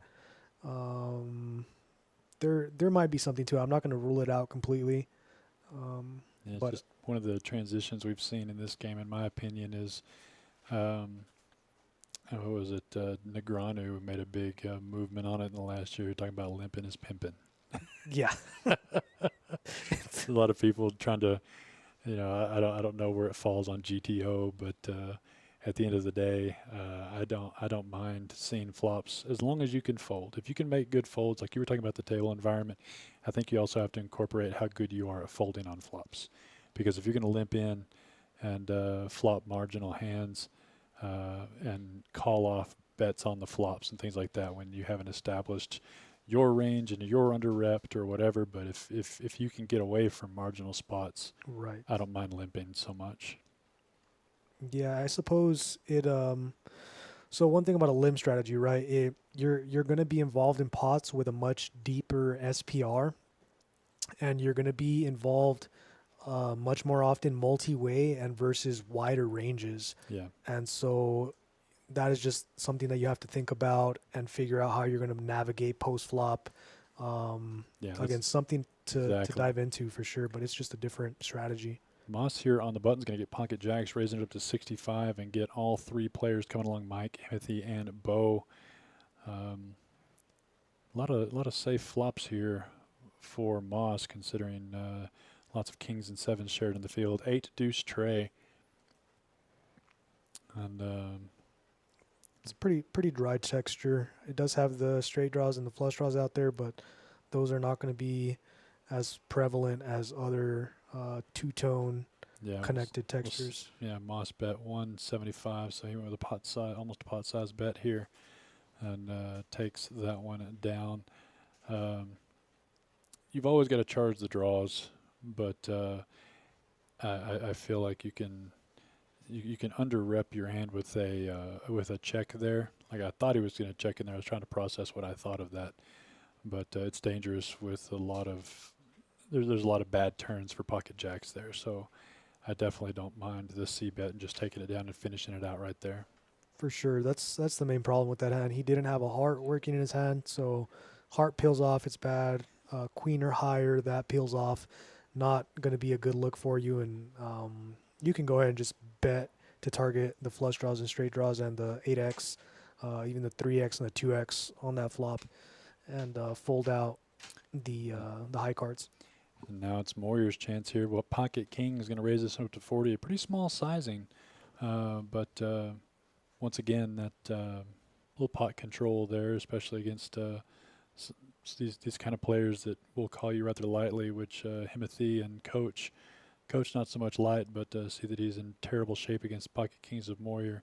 7-10 jack, 2 spades here. Timothy middle gut shot, top pair for Coach, which could get him in some trouble here. Moyer's reaching for 100 out of 135 in the pot. I could see either one of these players peeling here, Blaze. Yeah, Coach is going to be forced to continue here. Timothy has a gut shot straight to go with his pair. Let's see if he decides to continue. He does not have a spade working, which is one of the disadvantages of his hand.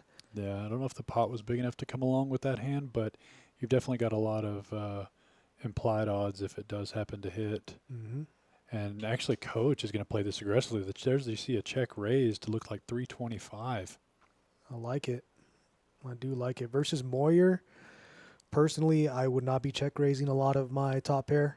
You have to think about what he's going to be continuing with. What are the straight draws, and is he going to be betting those? Yeah, and he did. Oh, no, Moyer, he's letting the kings go. Wow. Mad respect there from Moyer to Coach.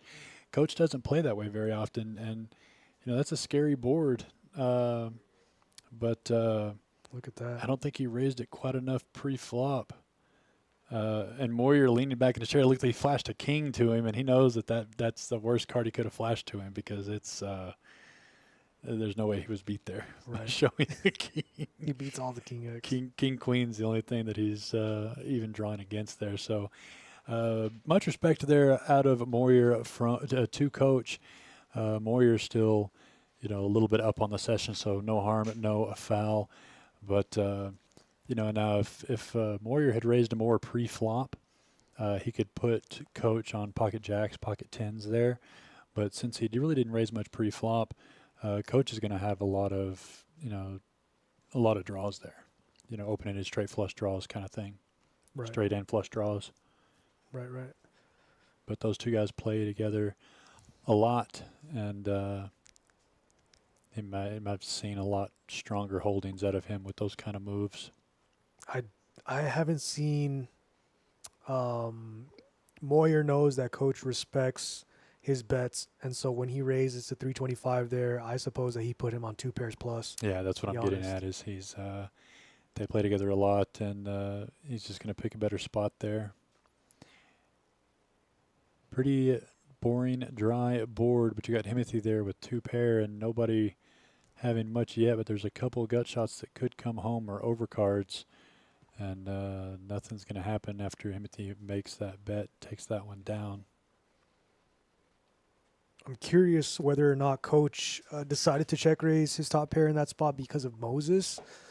In my mind, if it was a heads up pot between Coach and Moyer, and he has top pair, I think he's probably just going to check call and take a turn. But with the third player involved, he wants to squeeze out Moses's equity.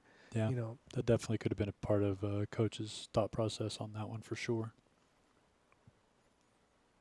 Kyle not picking up much hands. You could tell. His face. He's A little frustrated, yeah. bit frustrated that he's not able to get involved, getting bored, I'm sure. Well, now that the table's sort of somewhat gotten off of the early roller coaster, you can start to pick better spots now, but it's definitely understandable with as volatile as the table was earlier, there wasn't many good bluff spots. So maybe he can find something to make something happen with his chips rather than his cards here soon. Blasto here at top pair, 9 kicker, Coach middle pair with the Jack 10. Himothy not catching anything. We'll see Blasto here get bet and get some of those chips back. No, Coach is going to defend that middle pair here. Only bet 35, so 10 on the turn just gets it right home for Coach, turning 2 pair. Tough turn card here for Blasto, and I don't see any reason. Now he did. Oh, and the ace brings it back home to Blasto, so there's justice in poker in this one there, Blaze.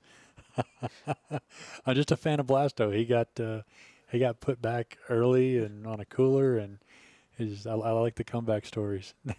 Comes and goes. Comes and goes. He finds an ace on the river. Yeah, and He would have been Coach upset. shows him. There's Blasto saying, "Of course, I was losing on the turn." Definitely feeling the bad side of poker today as far as getting coolered, but comes out with the ace on the river. Yeah, he's not honestly doing too bad. Stuck 600 at the moment. It could be a lot worse. We don't see anybody stuck a full buy-in or, No. 100 big blinds even. Now, with the action we've been seeing, there's not a lot of blood in the water. I'll Not be at all. honest. Not And at all. it's a little bit surprising. You've got a lot of VPIPs out there. They're starting to fall down a little bit. We'll show that here shortly, but there's really not any blood in the water. No one's down more than a few hundred, 500-ish. Yep. Kind of what we were expecting, to be honest. This batch of players right here is not a group that is going to be doing anything too crazy. All pretty seasoned as players and are not going to be gambling in any extreme kind of fashion. They're all thinking players and pretty experienced. Again. Now this one here, Moss c-bet this flop and it's going to work. I was curious if how Bo was going to choose to play that hand. Bet 75 pre-flop and Bo came along with the ace-deuce off on a 9-5-5 board. Moss c-betting as he should there, but I was curious to see if Bo was getting a little itchy and wanted to make a move on that hand, but he chose not to, and that's a smart move. Moss, who has slowed down, still has a propensity to not fold. Yeah, he does. Yeah, he does. He likes to defend himself. Is not a pushover No, by any we means. saw that earlier with the float Mm-hmm. and the ace-high win.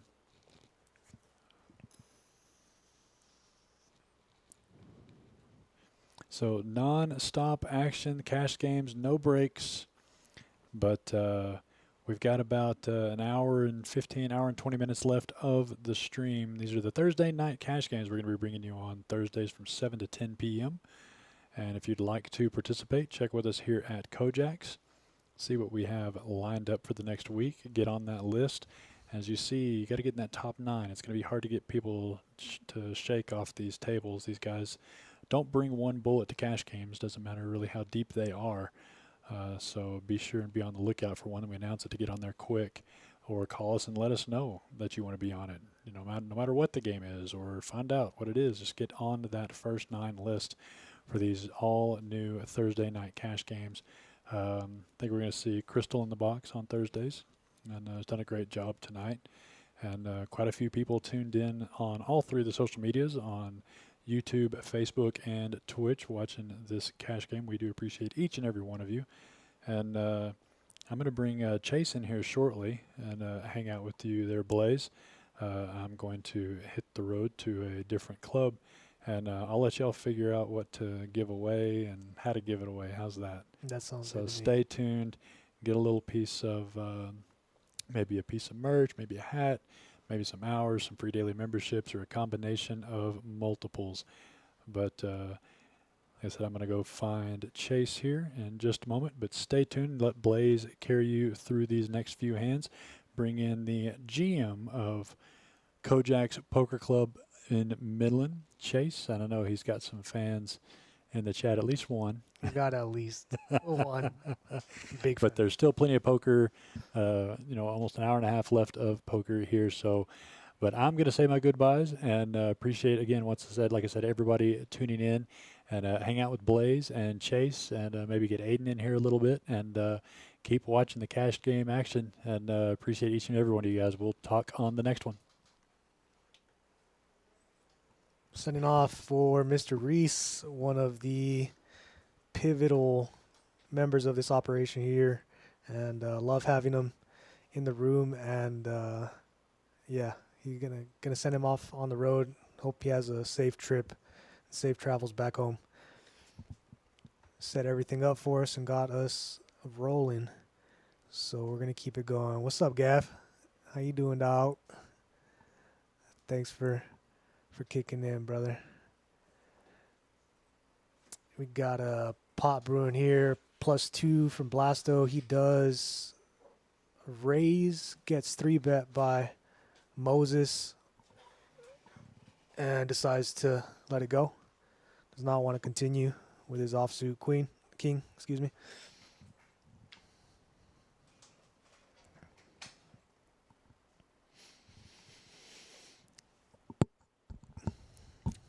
What's up, Zach? How's it going, dog? We just kicking it. Hanging out in the booth. All the players here having a pretty good time. Seems like everyone's in good spirits. No one has been put on tilt. No one seems to be in too much pain. We're all just hanging out. Moses here with his significant other, Crystal. Her first day here at KoJack's, and we're glad to have her on the team. She is the most experienced dealer as of today here on staff, and going to be picking up a lot of pointers from her. And we have Mr. Menendez. Yo, what's good, everybody? Joining us. Joining the live stream booth. I heard that we had a certain Megan in the chat, and Reese was saying he's going to give me over to the booth for a minute here. It's your baby girl. So here I am. Right on. Love having it. It's a pretty good game, I think. I see a lot of money on the table. Like I walked in, you were talking about Crystal, our dealer here, doing an excellent job keeping up with these, I'll be honest, difficult to deal with cards. The RFID cards that are in there provide a certain service to the live stream. They are able to be read on the table. But when you're dealing them, it's not the easiest thing in the world. So she is doing a magnificent good job keeping those cards faced in the right direction. That is face down. Yeah, she came in a little bit concerned. I think she has expectations for how she's going to perform. And after her first down, she came in and she was worried as if, I don't know, maybe somebody noticed something. But I didn't see anything wrong. We did notice. We did notice the skill level she's at here. That's what we noticed. What's up, Zach? Good to see you in the chat, my man. How's it hanging? Zach Terry, man, you know what, Zach? We're gonna take care of you. Come on down and get a piece of merch if you're ever in town. You're always present here with us. I don't think you've missed a session. Same for Sammy. You know, you guys are dedicated and Chat pros. Our chat pros. Not too much of that, but you guys are always tuning in. So come pick up a hat or something, and. Yeah, we appreciate you guys hanging out. Zach says low and to the left. I like it. I like it. We got an ace-high board here with 2 diamonds. Eights, maybe a little cautious on a board like this.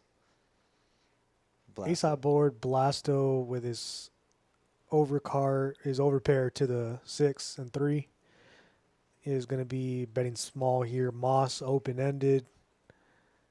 Ooh, a 10, He's gonna another peel one overcard off. to the 8s. Ruben with bottom pair, backdoor flush draw, does decide to continue for the small size. Figures it's worth a gamble. And Blasto going to slow down here with a couple of overcards coming off on the turn in the river. At least that's what I expect. And it does look like he's going to check. Moss sensing weakness here.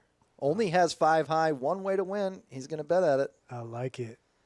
It's so tiny, though. Such a small bet. No, he bet 70? Okay. 70. Decent size, a little bigger than 2/3 pot.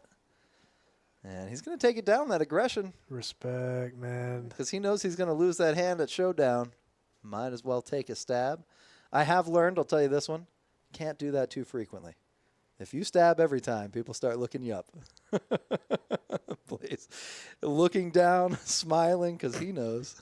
I ain't lying. Chase, I don't know if anyone has played with Chase at the tables, but he is a bit of a madman. Yeah, I think maniac is the proper poker term. Maniac, psychopath, stab happy, all of that. And one of the very first times I played here at KoJack's, I sat next to Alex Cruz. Had position on him, but yeah, usually you don't want to be sitting next to a certified crusher like that. And board came out with 2 hearts. I bet huge with like 9 high hearts. And showed at the end after I took down the pot, and he said, "What were you doing?" I said, "I bet with a flush draw." He said, "I like it." I'm sure he started licking his lip. Oh yeah, and I like it. I think the bet size was all in. I think I 3-bet somebody all in with it. You got to make a splash, man. Sit down at the table, let people know who you are.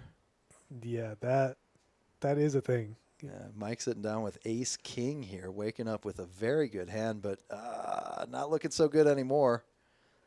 Low board. Moss with a pair of 5s here. He's got the 6 to fall back on, maybe a backdoor straight possibility. Not going to stay aggressive on this flop. He would probably bet here pretty often, considering his opponents. He decides to go ahead and check call as opposed to lead out here. Ruben is going to have a pretty strong range, as well as Mike. So he comes with a check call on the flop. Turn is a 10 of diamonds. Ruben shuts it down, tries to bet and take it down on the flop, and does not continue.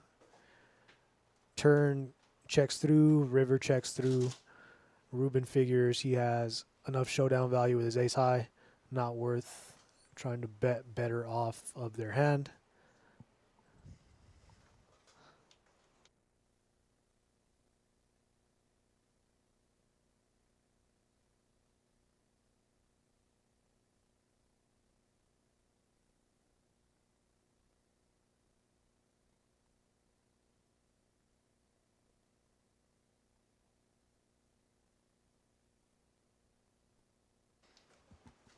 I don't know if this is a surprise to anybody. I just got word.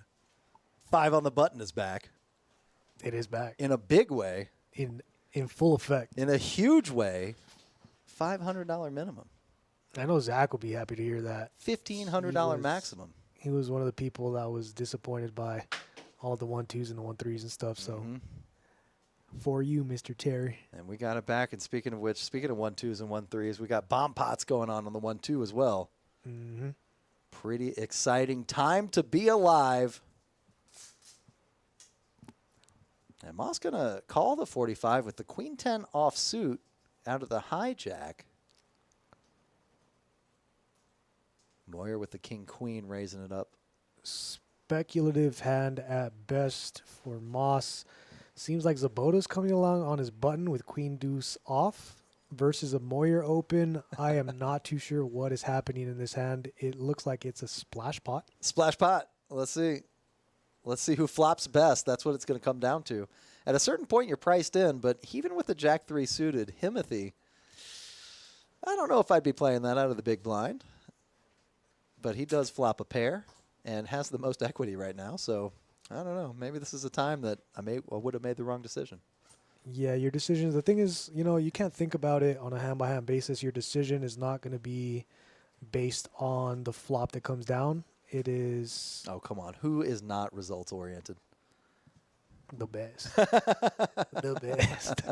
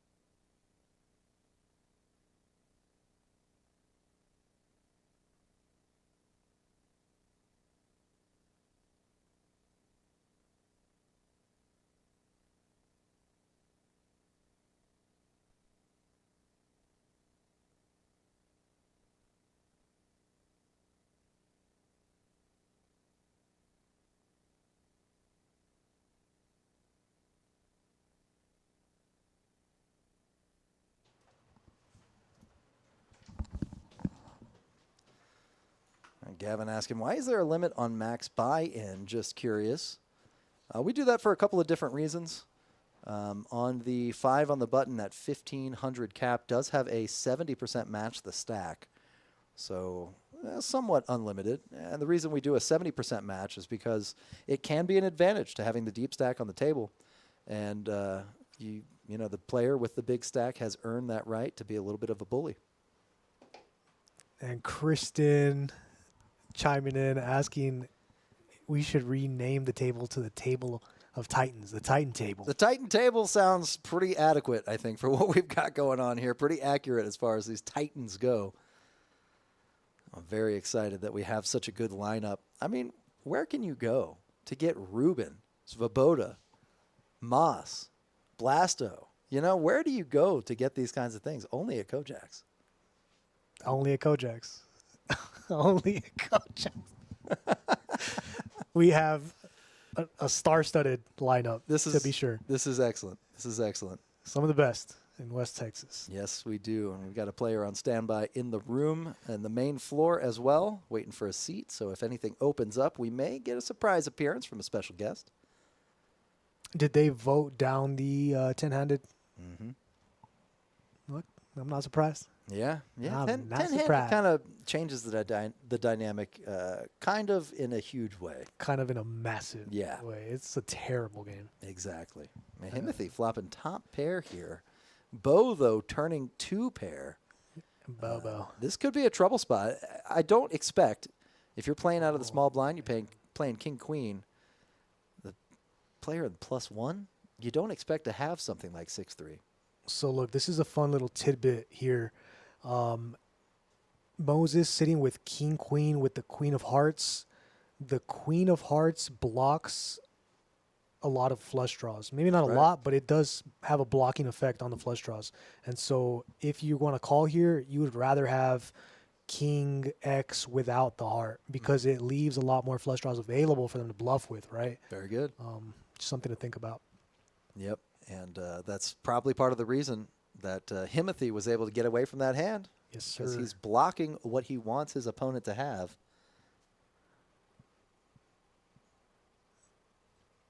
I'm a little bit surprised that he doesn't continue versus Bo, as Bo has shown a propensity tonight to be aggressive with a variety of holdings, but does make a good laydown and go on to the next hand. Bo raises with his turn 2 pair and takes it down. Good aggressive play. I like it. I like the aggression, but I think we know that. Yes, very aggressive. very aggressive. And Ruben coming in here with the ace-6 suited. It's suited. Is suited. One of my least favorite aces to play, but that's all right. Yeah, suited aces are not as bad as the other ones. You could always flush over flush somebody. That's right. And so that's fun when it happens. That is. And instead, though, all spades, well, not all spades, 2 spades on the flop and 1 heart. Jack 6-4. Ruben making middle pair, top kicker. Mike making top and middle pair. Here. Jacks and sixes. So funny. I don't know if you've ever been around the table with Ruben, Oh, yeah. but he is a Jackson sixes guy, and he just so happens to be running into it. Uh-oh. He is going to be continuing with his 6. Oh, and there's an 8. Moss improves to a gutter ball here. And one part of the hand that I didn't fully appreciate before is Mike is continuing with Jack 6 from the hijack. Was it a limp pot pre-flop? Did you see? I believe it was not a limped pot, but it was not a very large open size. If I recall correctly, IIRC. And I'm curious whether or not Mike is continuing here with the Jack 6 because Ruben is at the table. Ooh. Because I've never seen him play Jack 6 offsuit like in my life. It's just not a good hand. Player dynamics coming into play here. Super interesting. Jackson 6s, and he bets a small amount to try and let them in here on the turn with his 2 pair. Let's see if he shows it. I would love to see him show it to Ruben. Oh, Does not. does not. Wait a second. There he goes. He shows it to Ruben. Look, he showed it to. He played it for Ruben. So funny. It's good when you have a group of guys that know each other so well they can kind of tell jokes to each other with just the cards. Yeah. That is a fun thing. And we got a great group of guys here at KoJack's. We got a couple of tables of 1-2 going on the main floor. And like you said, 5 on the button is back, so add yourself to the list. And maybe we can't get a 5 on the button going here pretty soon.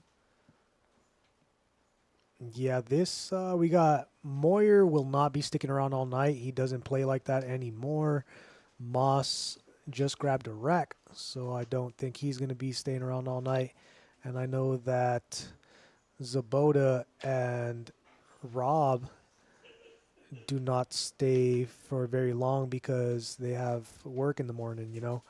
So this might run until the end of the live stream, and that will be the end of it. We'll see if we can get a couple of the players like Moses, like Coach, jump on a 5 OTB and go from there. But it seems as though, if I'm reading the table right, this game is going to be ending at 10 o'clock.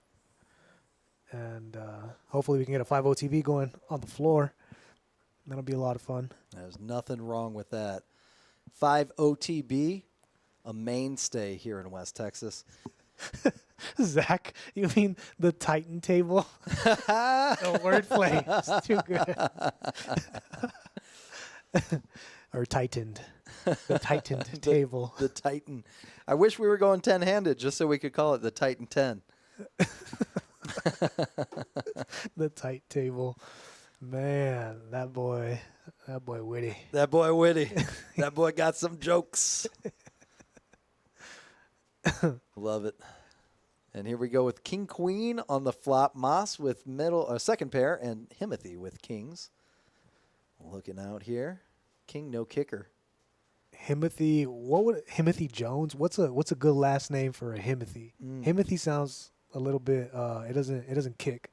I think if you add a last name to it, it could be kind of cool. I think so. I'll think on it here. Hey Zach, you got good wordplay. Why don't you throw out a suggestion in the chat? What is a good last name for Mr. Himothy? Himothy Hernandez. Himothy Hernandez. Himothy. Oh, Moyer with the second nut flush here. The Titans. I like how he put an extra H in there. The Titans.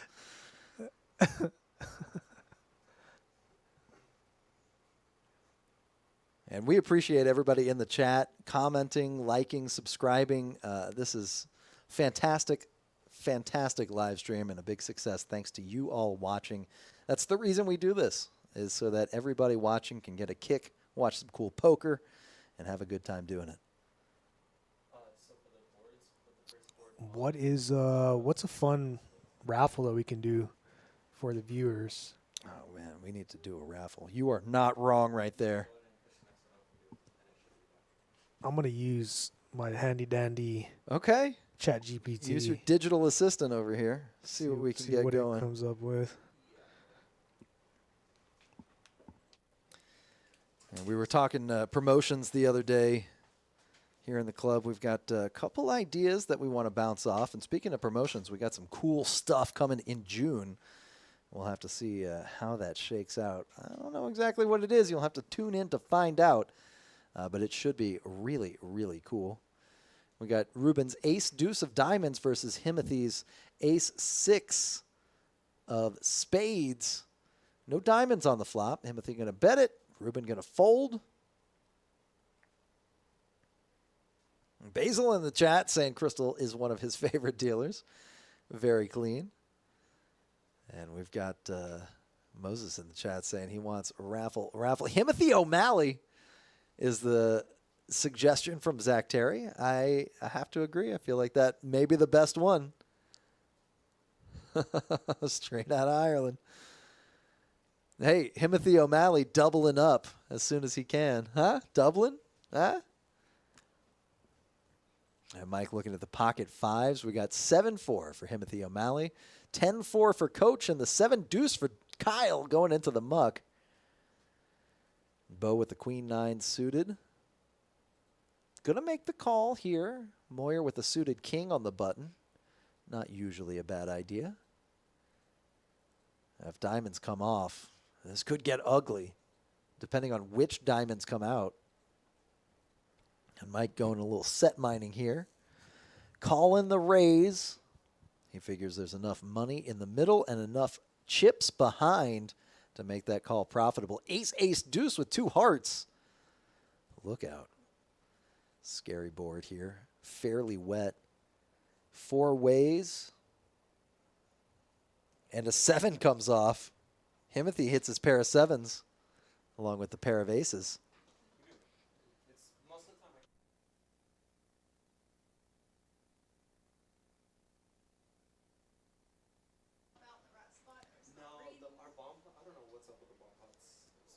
And the 9 on the river. That'll give Himothy the check mark. Mr. O'Malley going to win this pot if it goes to showdown. And it looks like it does just that. Mike making the correct read on the flop. He was good. Good enough to check. And now we are shuffling up hand number 64. Been streaming for 2 hours and 22 minutes. Hang on, in just 15 seconds, we will be at 222.22.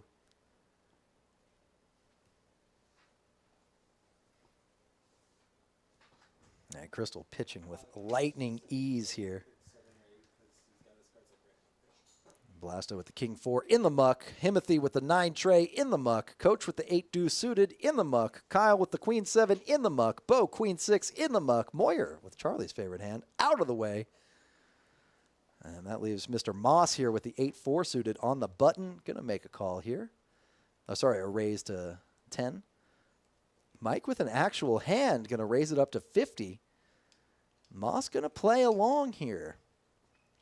He's got position. He's going to use that to his advantage. Flops a couple of ways to improve. A couple of backdoor flush, backdoor straight possibilities and the backdoor flush. Mike going to bet out with his overpair. Shows the jacks.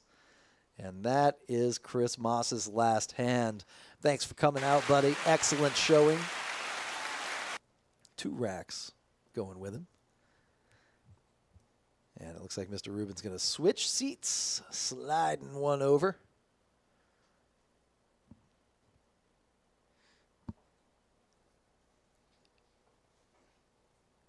And here we go off to the next one. Hand number 64. One of my favorite numbers. Let's see if this turns out to one of my favorite hands. Himothy with a king deuce out. Coach with the king 6. I wanted to say out, but it looks like he's going to raise it up. 35. Kyle with the ace 10 suited out of the +2 actually folds here. That is not as strong a hand as a lot of early young players like to think it is. Ace-10, certainly a hand that can get you in a lot of trouble, depending on the situation. Coach playing fairly tight here. VPIP at 25%. Kyle respecting the raise, getting out of there, keeping the VPIP low. And speaking of which, let's pull up those numbers while we're in between hands. 57% for Bo. Himothy at 53%. Mike at 45%. Kyle all the way down at 12%. Come on, Kyle. Bump those numbers up, buddy. Blasto playing pretty aggressively, though, with that 23% VPIP. Aggression factor at 31% for him. Zach saying Himothy's hair is actually red. Himothy O'Malley is what we came up with, Blaze. And by we, I mean only Zach. O'Malley, Himothy O'Malley. Yeah, certainly a redhead incognito, a redhead in disguise. That's fun, but I think we need to come up with a Mexican version, honestly. You know, there's not that many Irish out here. I mean, I like the luck angle, but what's a Mexican version? I don't know, Blaze. I'm doubling down. Zach, you like the O'Malley? Hey, I'm doubling down on O'Malley. You're doubling? I used that pun earlier, so I don't know if it works again, but Chris Moss saying so bad. You so bad. You know, hey guys, give us a subscribe and a like on YouTube. I think that's going to be a good intro to get some raffles going. If you give us a like and a subscription on our YouTube channel, drop some ones in the chat, and we will look you up and we'll do a raffle for you guys. That's right. Chris Moss saying good commentary. Thank you, sir. Himothy Villa. Timothy Villa. That's not too bad. Not too bad. All right. I don't mind it. Kyle with the KJ, the house hand. Bo with the Queen 10 offsuit. He likes the Queen 10. And Moyer throwing away the Ace Jack.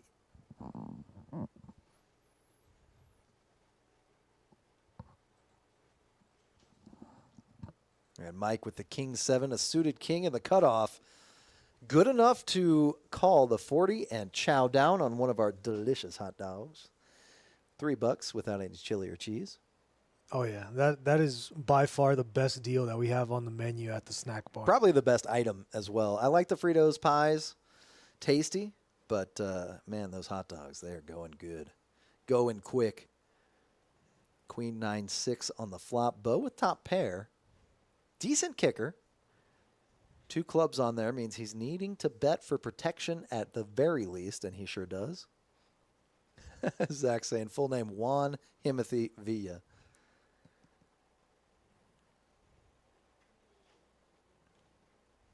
And Bo's going to take it down. Shows the queen. Saying, come on, guys. Look me up once. It's a 5-10 game we got going on here. Decently deep. Yeah, Himothy looks like one of the shorter stacks. 835. Blasto at the bottom at 685. And Ruben down to 630. Bo all the way above 3K. Moyer above 2,500. And Mike just shy of that $2,500 mark. Yeah, Moss, much respect. That was a great fold for sure. I'm not sure if I would have folded to 1-bet, but there was another hand that played out later on in the stream where he checked back with trips on the river. And if you look at his body language, I think that is a pretty good extension of his strategy overall and just his mentality. And so, you know, folding an overpair there versus a check raise versus Mr. Zabota might not be too far-fetched, you know. But props to you, brother. You figured it out. Soul read right there. Blasto flopping a pair of aces. Going to bet and take down the pot. Moses asking what medication lesbians are allergic to. I don't know if I could say that word on stream, but too late, I just did. Vitamin D? Whoa. The Monster. Hey, and next time we got to put your name in there as the Monster. The Monster. Come on out. Monster under the bed. Penicillin. Penicillin. Keep it PG for the young gambling There it is. fans.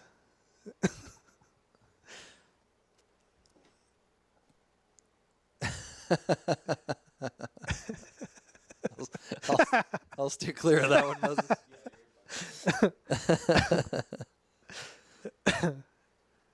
Coach with the snowmen here. It feels like summertime out there right now. Coach trying to stay cold, build a snowman, and he sure does, hitting a set on the flop. And what do you think? Flopping bottom set here on a Jack 10-8 board. Coach decides to check it. Himothy making a straight, though. Dangerous check for Coach. Not dead by any means. Could pair any of the 10s, the jacks, the 7s, or even hit quads, 8s. He is going to continue. Himothy Villa going to bet another 10 comes out. Coach gets the check mark. This is dangerous.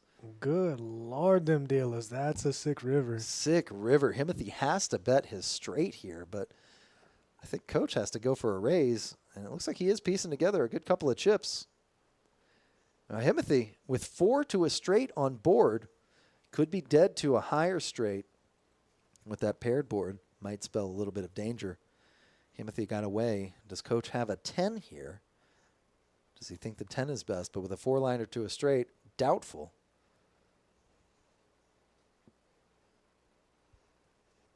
Give him a little bit of time to work it out here.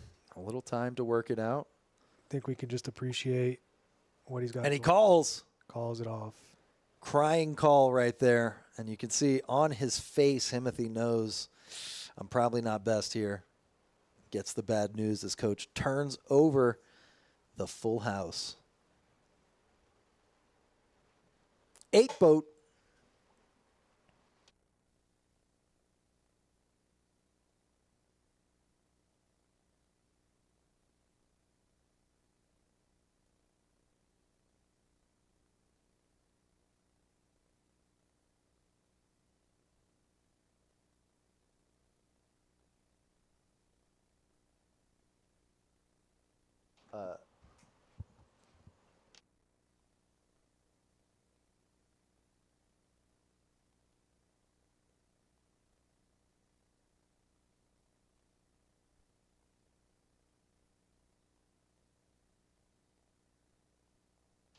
All right.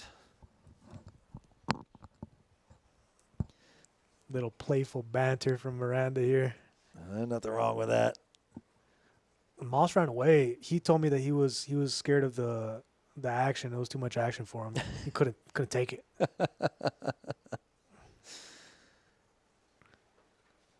And I think we do have our new player coming in, filling Moss's seat. Jason Griffin, a.k.a. Mohawk. Mr. Mohawk making an appearance. Good to have you back, buddy. Thanks for jumping into this game. A little behind the scenes while we're shuffling up here. I am noticing just how pasty I am. It is summertime, man. What am I doing? Where are we supposed to go in the middle of Midland? That's the problem. Shoo. There's nowhere outside to go here. We got half of the beach. We got the sand. We got the sand part of it. We just need the water. Nothing but dust. Dust and sunshine. Nothing wrong with that. And now we got Mackenzie in the box. Freshly dyed hair. I gotta say, I think I like it. It's a good look. I think it does suit her. The undertones of red, and it's got like almost like a blood look to it. Very on brand is what you're saying. She's very on brand. Very on brand.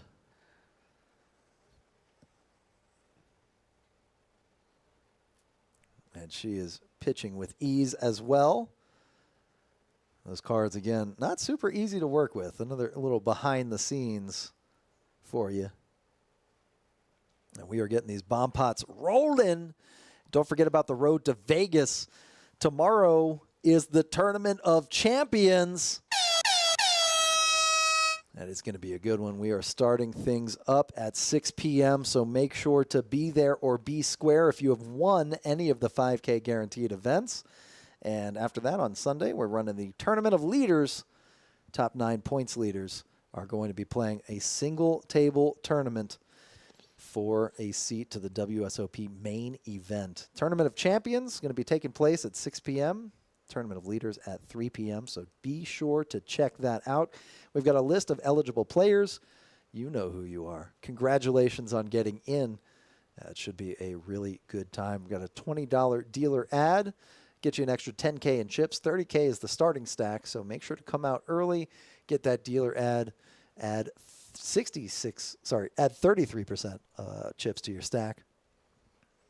So are we going to be streaming this Tournament of Champions and Tournament of Leaders? We are going to be streaming the final table for the Tournament of Champions, and I believe we're going to be streaming the whole thing on Sunday, so make sure to check that out. Should be excellent. We've got top-tier talent here at KoJack's ready to live stream that and, of course, to commentate that. Right on. I will make myself available tomorrow. Blaze, I don't know what you're doing tomorrow, but, hey, we'd love to have you, buddy.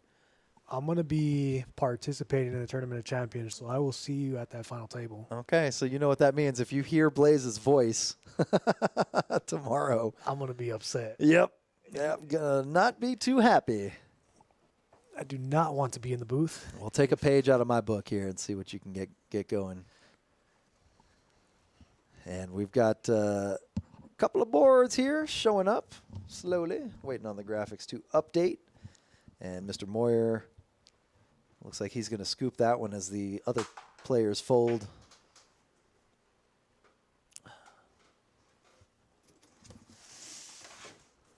Uh-oh.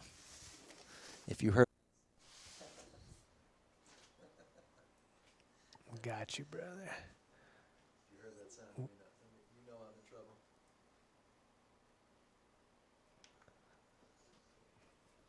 Got Zach offering to hop in for the commentary.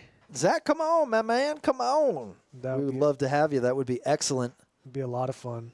We are definitely looking to bring people in and give some different looks, give people an opportunity to have some fun in here with us. So, Zach, bring in that on sense down, of brother. humor. Bring in that analytical brain I know you've got. dude, his wit is unmatched. He's too funny. Zach, one of my first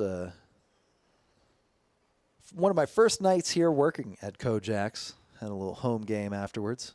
Got to know Zach pretty well. Thomas also was there. Played a little, was it 25 cent, 50 cent? Which Thomas? Thomas Bowden. Oh, gotcha. Yeah. Excellent game. Excellent time. How was that? Real fun. Real fun. Although after Did you win? I think no, I didn't plan to. I wanted to go just be social, have a good time, play some cards. I didn't go entirely broke, if I recall correctly, but I did have Thomas the next day say, "Hey, when are you coming back?" I bet he did. the usual response to your appearance. When are you gonna be back, brother? That's right. That's right. A wise man once told me, "Don't be the reason the game breaks. If when you get up, everybody follows you, maybe you're not the best player." And by the same token, I think, don't be the reason the game starts. But you know what? Whatever. If I'm that guy, hey, I am that guy. Someone's got to be Himothy. Ace high flop here. Himothy with a pair of aces, top kicker. 2 clubs. I expect a bet. There it is. 80 is the amount. And nobody really with enough action, nobody with enough of that flop to continue, to carry over. 8 deuce, certainly not going to do it.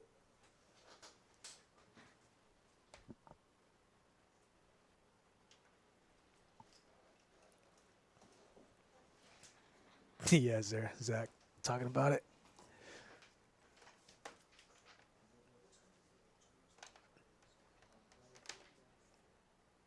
So Chase is going to take a quick break. I have a question for you guys in the chat. Do you mind there to be silence on these live streams, do you prefer when we are giving a play-by-play at all moments? Do you mind when there's a lull in the commentary, or do you want to hear a consistent activity and chit-chat from us on this side? Yeah, I'm give us curious. some feedback. Let us know. Silence certainly is a tool to be used, as are these soundboards. I think we need an update. We do. We need an update on the soundboard. There is a way to program it, and I'm no Reese. Were those built in? No, the sounds were, and they were assigned to the buttons. Gotcha. There's a way to do it, and there's also a way to upload your own sounds. We need to get some weird ones on there, man. Let's keep it weird.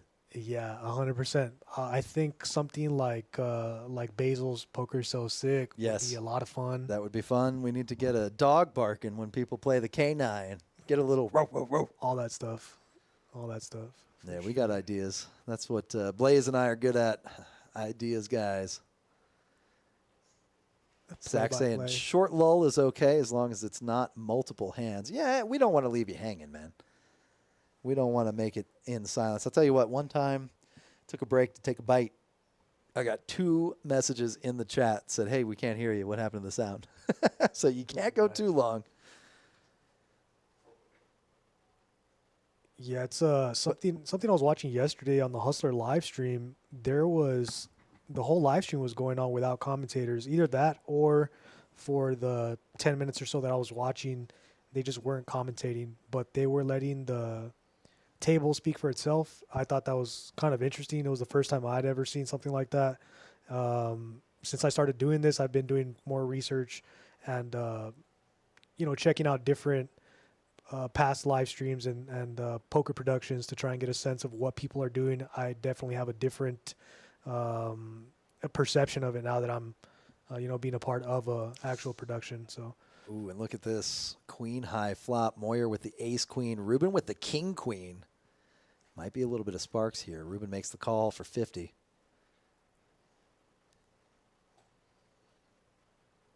Jack of hearts comes out, shutting down the action almost certainly.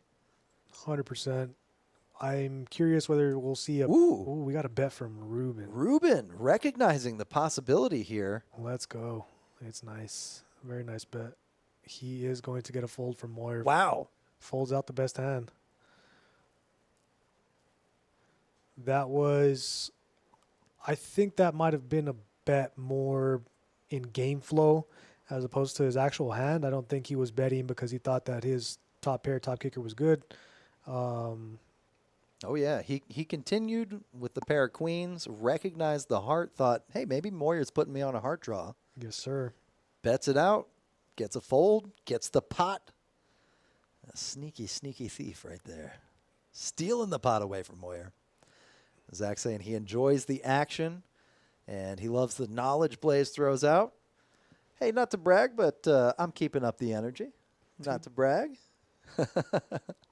But absolutely correct, Zach. If there's no commentary going on for too long, people are just going to hop off expecting a little bit more, or if they're just tuning in, maybe they're thinking this is a dead stream, and we all know it is not. Do you think that would be different if the table talk 100% was a part of it? 100%. Yeah, there's less for the commentators to do simply because the players are adding in a lot of flavor, a lot of color, and some analysis of their own. We would love to get maybe kind of an interview booth going on where we can pull players aside after big hands, ask them to talk through some of their thinking. Yes. That is something that is in the works but may take a little while, so we appreciate your patience on that because it does have a lot of moving parts. Bo with the pair of nines here on a queen high board.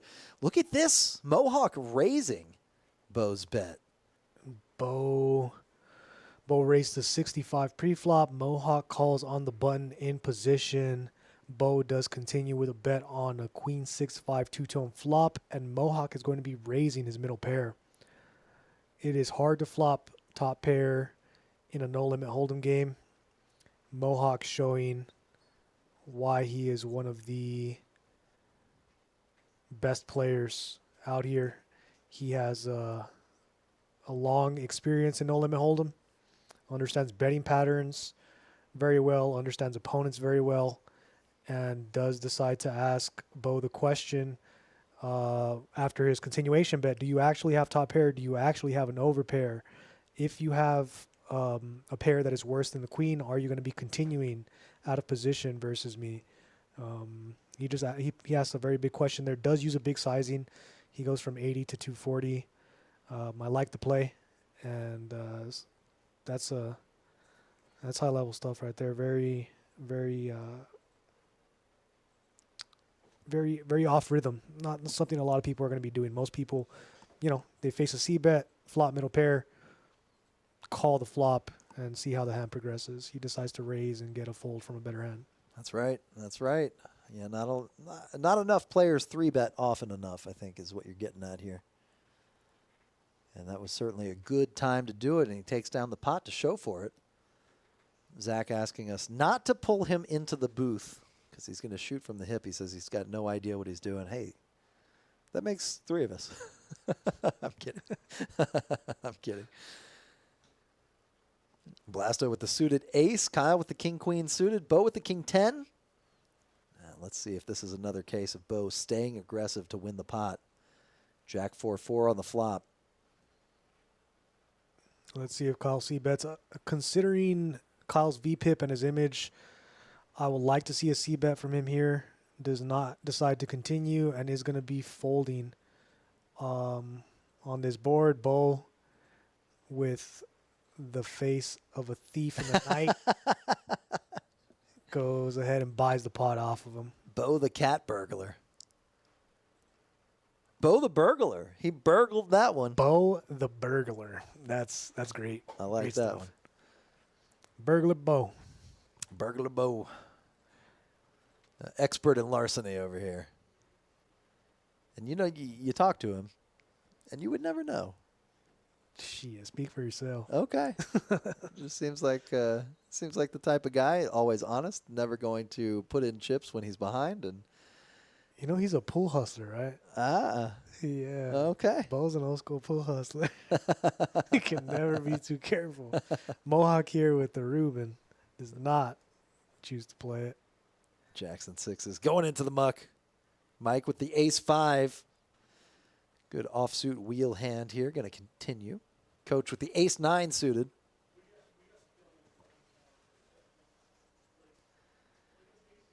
And Himothy with the jack-deuce suited does complete. And he could have hit 2-pair with the jacks and sixes. Could have gone up against Himothy's jack. Jack Dewey. And Jack Dewey, huh? I like it. Blasto with the 4 Dewey then. 4 Dewey. Jack Dewey. Bottom pair and 3 to the nut flush for Mike. He is going to bet with that hand. Gets a continue from top pair, no kicker out of Moses. King on the turn. This will likely go check, check, as it does. Brick on the river. 4-3 completes. Other than that, it's not really going to bring in much. Himothy betting his 2-pair. Would have been up against it with Mohawk's better 2-pair. Could have been blood, but Mohawk, Himothy steer clear of any disaster. And Himothy going to take down that pot. Zach Terry taking a page out of my book, just putting the chips in and praying. Yeah, that's my style. Pretty much it. The other trick that I do a lot is what's the opposite of profitable? It's very much that. I represent the hand that the other player has. You bet into the nuts, representing the nuts. Oh, man, I'm a pro at that. Master. If you got to be good at something, maybe choose something else. Would you say that you're a permanent resident of Value Town? Yeah, I got a nice condo over there. Super good deal on it too. My realtor. Well, I looked at the interest rates afterwards. I'll put it that way. Love it. Got 2 suited aces in the field here, and Mohawk with 7-5 of diamonds. Mike Uh-oh. with pocket kings is going to raise it a whole bunch. Got No. the ace magnets here, raising up to 200. Blasto folding the K9. Where's that dog button? Row, row, row, row, row.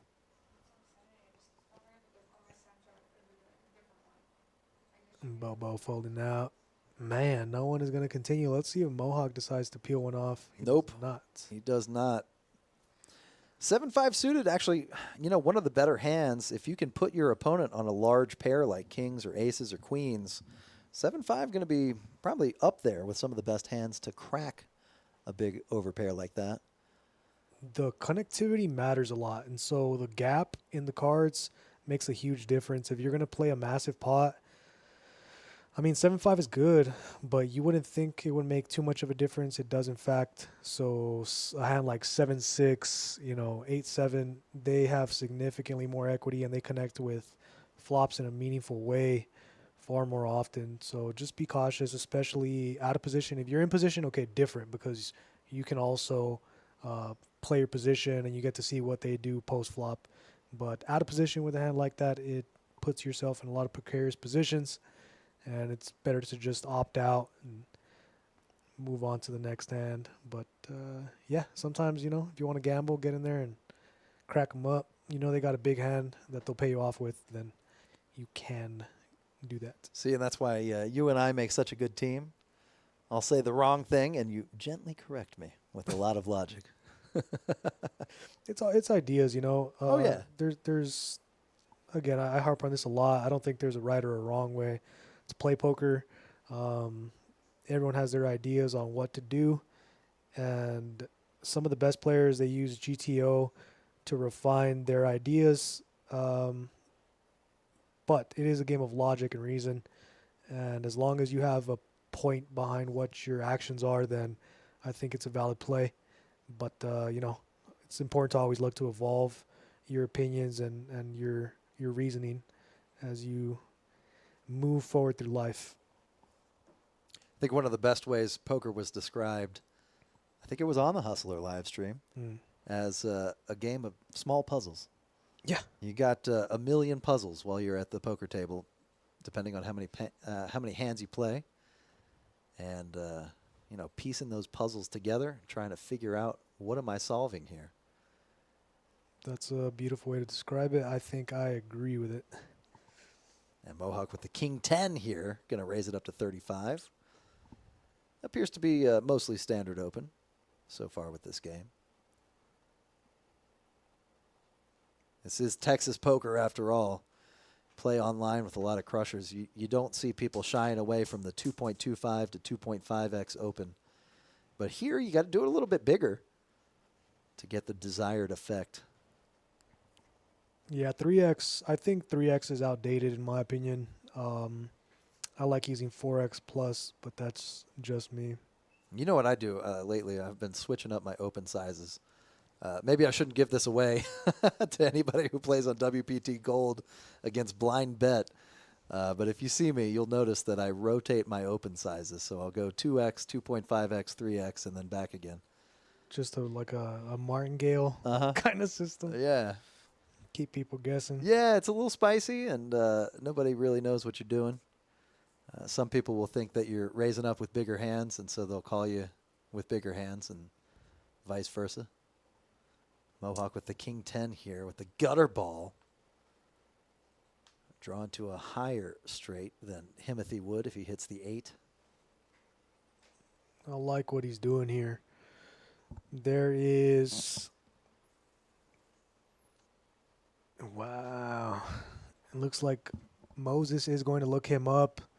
Mohawk double barreling here when he picks up the double gutter on the turn. He is targeting 9x and 5x, as well as a variety of straight plus pair combinations. 7-6, 7-8, those sorts of hands. He has 9-6, so that does fall in the category. No, the blood card comes out on the river.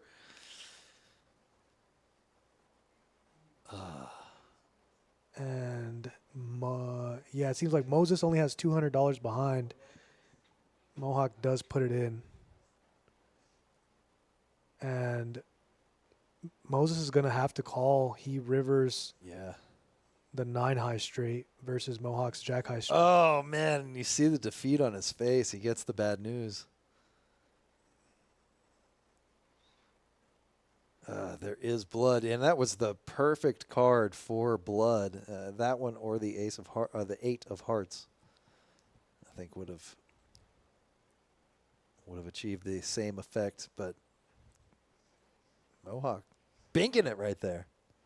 Mohawk's back, just as advertised. He was going through a rough stretch over the past year and a half or so. Could not get any momentum going towards the upside. Ran into a lot of nasty beats in massive pots and was forced to find a place of employment here in the Permian Basin. Kept working, building his bankroll up, kept firing and taking shots, and he finally stuck the landing. Has been doing quite well in the 1K plus buy-in games here in town. And yeah, I did hear that he was back on his feet in a big way, and I see it here in the way he's playing. For a while there, he was not the Mohawk of old, but the man is back. Look out, everybody.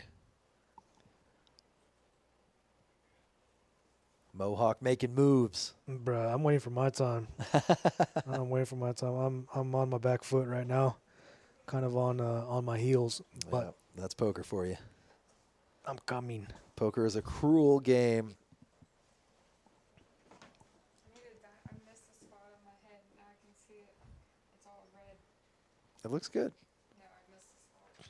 Now I need a hat or something. Yeah. Don't say that to me. I'm not going bald. I have a cowlick, genius. Mohawk now with the pair of 8s. Back-to-back good hands here.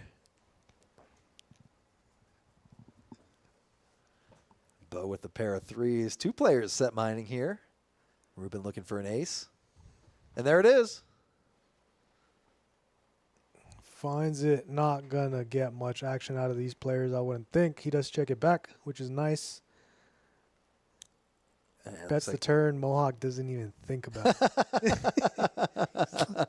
Yeah, go ahead and take it. Take it. I'm laughing because honestly, that would be a decision for me. But yeah, it goes to show the difference in skill level. You know, sometimes it's just not worth it. You got a smaller pot, let him have it. Yeah, but the thing is, so you have pocket 8s on a board like that.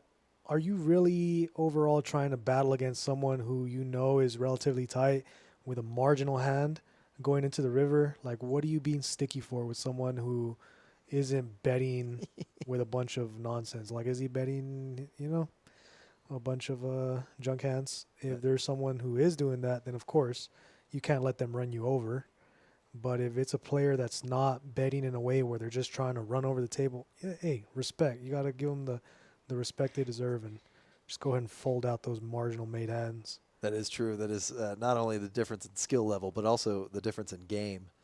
If you're playing lower stakes, yeah, absolutely, you'll have somebody betting a 7 there. Right. But this is not that game. This is the big boys. This is the Titans table. The tightened table. Kyle with the Jack 9 suited, raising it up. Mike, though, already paired. Got the pair at Jacks. Queen high board comes off. Kyle plays, speaking of, snug. And I don't think that pair of 9s is going to help him out too much, but it looks like he's going to bet. Yeah, he doesn't know that Mike has a made hand here. He flops middle pair in position. It's hard to flop a pair. Queen high texture it's hard to connect with, honestly. Ace high and king high textures, you flop like ace 9x, king 9x, it's a different story. But queen 9x I think is worth at least a bet. Here on the flop, ace is going to slow things down quite a bit. And a 9 river bringing in Jack 10. Let's see if Kyle decides to use his Jack as a blocker to fold out a queen. He does not. Zach in the chat saying, remember the tight ones. The man's got wit. What can I say? I always like to see how many swipes it takes to move the pot. That one was a 2-swiper. Yeah, the best pots ever are like 4, 5, and 4, 6. 5. It's just massive pots. Those were the good old days. I used to do that back in my time. Back in my day. Crystal's going to be coming in to deal our last round of the live stream, it seems.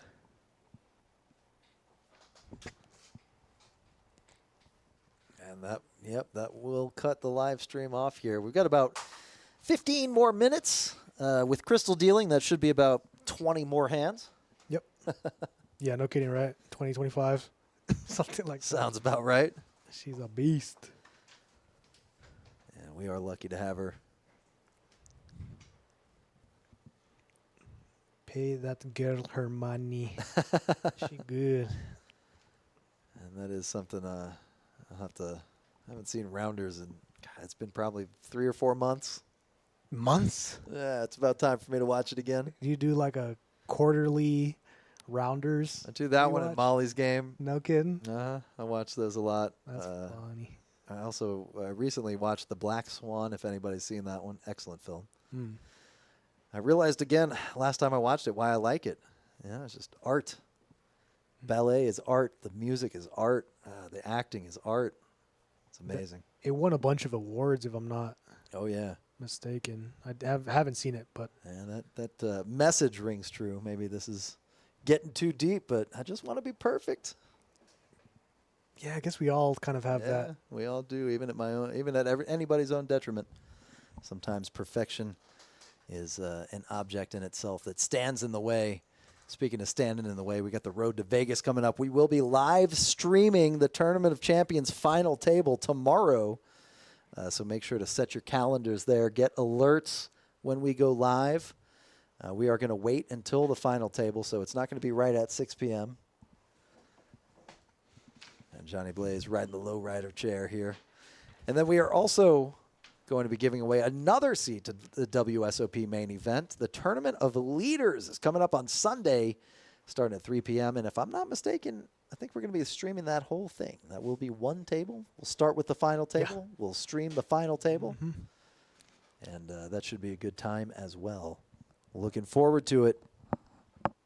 Again, make sure to set your calendars. Now, let me see what we got here for the Flush Frenzy. Come on now. Are you kidding me? If you make 3 out of the 4 flushes, you get $100. That's great. That can't be real. That can't be real. Is that a typo? Ah, man, I think it is real. Come check us out. All cash games are eligible, except 5, 10, and bigger, where we do not take a drop to fund the Flush Frenzy. You get to keep all your money on the table instead of hitting it with the prize wheel. We also have the prize wheel in full swing for cash games. And, of course, that Flush Frenzy is active. We add $250 twice daily. And if it gets hit, we start with $1,000. Another thing that I learned yesterday, on Thursdays, any full house or better gets you, does not. They cut that. That was last month's promotion. Dang. No. No. Yeah, we stopped that in May. That was a very good promo. I'll have to get on the phone and see what happened to that thing. I didn't even know about see if that. We can't bring it back. I had no idea. Yeah, Mike with the Jack 10 suited here. Bo with the 9-8 suited. No clubs for Mike. No spades for Mohawk. 1 heart for Bo. 1 heart and open-ender to the nut straight on both sides. Good enough for a bet. No player's good enough to call. That'll take her down. So thanks, everybody, for watching. Thank you to our players for coming out to this live stream event, playing in it. This was, I think, by all metrics, a success. I would say so. Oh, yeah. Love when a good plan comes to fruition. And that's what we got today. Yes, sir. Looking forward to keeping these going. Moving forward. I'm noticing Crystal, when she snags a card off the deck, she does it with her thumb, wraps the finger around, and then pitches. Good technique there. I'm going to have to go back and watch it later, to be honest. That is And get some private. A+. That's honestly, that's the move. Just get some privates from Crystal. No funny business. No funny business. Strictly business. Yeah, she's a great dealer for sure. Bo making Charlie proud here with the 5 tray. 6-5 for Moyer. He was aggressive pre-flop, 3-betting. And now I think Bo has no choice but to fold to the C-bet. Okay, make a liar out of me, Bo. He sure does. 4 of diamonds peels off. Bo makes a straight. Moyer with a lot of equity drawing to the higher straight, and now the flush. He's got a double gutter and the diamonds. He decides to check back this turn, make sure he doesn't get raised off of his equity, and finds a diamond on the river. Bo bets quite big. Moyer gonna smooth call, flips over diamonds, and much to the chagrin of Bo, he does find a flush on the river. Bo leaning back in his chair. Good Lord, them dealers. So nasty. Poker's so sick. Poker's so sick. Yeah, we've seen some dirty rivers here lately. No, yeah. No, yeah. No kidding, I was going to say. And then I said, yeah. Yeah. Yeah, no kidding. Moss decides to take the spectator route instead of staying in the arena and showing us what he's made of. He put in his time. We do need to get a bink sound effect. I feel like that should be another one. A bink would be a great A one. little bink. Yes, I love it. I love it. With the AK suited. Of clubs. I'm going to have a big one here, guys. Ace King suited versus Pocket Queens from Mohawk. Now, if you're Ruben, you see a 3-bet right behind you. That's probably alarm bells. They are sitting quite deep, so I don't think that Moyer is going to be 4-betting here. If they were 100 big blinds deep, I expect he might 4-bet quite often. Interesting flop. Moyer on a 10-10-8 does have one club. We'll see if he continues here. He does not. Decides that he is going to take a flop, try and hit an ace or a king, and if not, then just go away. So check folds here on this, our 85th hand of the live stream. Whew. 85. Let's see if we can get to 88 before we call it. We got 8 minutes left. The synchronicities just keep popping up. I love synchronicities. Cracks in the matrix. Oh, man, look out. Deja vu happens when they change something. What did you see? I need to go back and watch the whole Whew, man. Matrix series again, man. Iconic. And I'm sure that it's probably a different movie now that I've changed. Yeah, we 100%, got right? Dawson in the back saying it is a different watch. Absolutely. Weird how movies can do that. Mm-hmm. But, you know, I was sick with COVID when that was going around. Old 2020, that's what I did. That was one of the 2 weeks to kill. Nothing much going on. Watched all the Matrix movies, watched all the Home Alone movies, and tried to start The Lord of the Rings because I figured I haven't seen that yet. I got time to kill. Got about 20 minutes into the first movie before I said, nah. Really? Not for me. Not having it. Did you start with The Hobbit or you started with The Fellowship? The Fellowship. Yeah, I don't know if you know this. I don't know how long it's been since you watched it, but it starts wrapping up 5 different plot lines. And I felt like, you know what, I got enough ending here. I'm good. I guess I need to go back and rewatch it. Yeah, it sure does. I did actually see the third movie in theaters when it came out all those years ago. Me and my date at the time, we got up to leave because we thought the movie was over, No way. and then it wasn't, and then we kind of watched it in the wings for a little while, and then we turned around to leave because we thought it was over a second time. It wasn't over. And That's then the third time we thought it was over, we're like, you know what? Okay, we're done. It's over for us. It's over for us. We left. I was back in high school. Coach here going to be raising fairly big with his 9-8 suited on the button. And he's out of there. We got a limp from the other players around the table. Does not appear as though Mike is very interested in continuing, but he does decide to flick it in. Love to see it. Jack 8 suited. Not quite bookends, but he does have Coach crushed with Coach's exact hand. Flops top pair. Checks it over. Coach Ooh. with one heart working and a gut shot to the nuts. Going to continue with the C bet. Mike with a weak Jack has a decision. Is top pair good enough? Does Coach have queens? He's going to call. Peel one off. A second heart.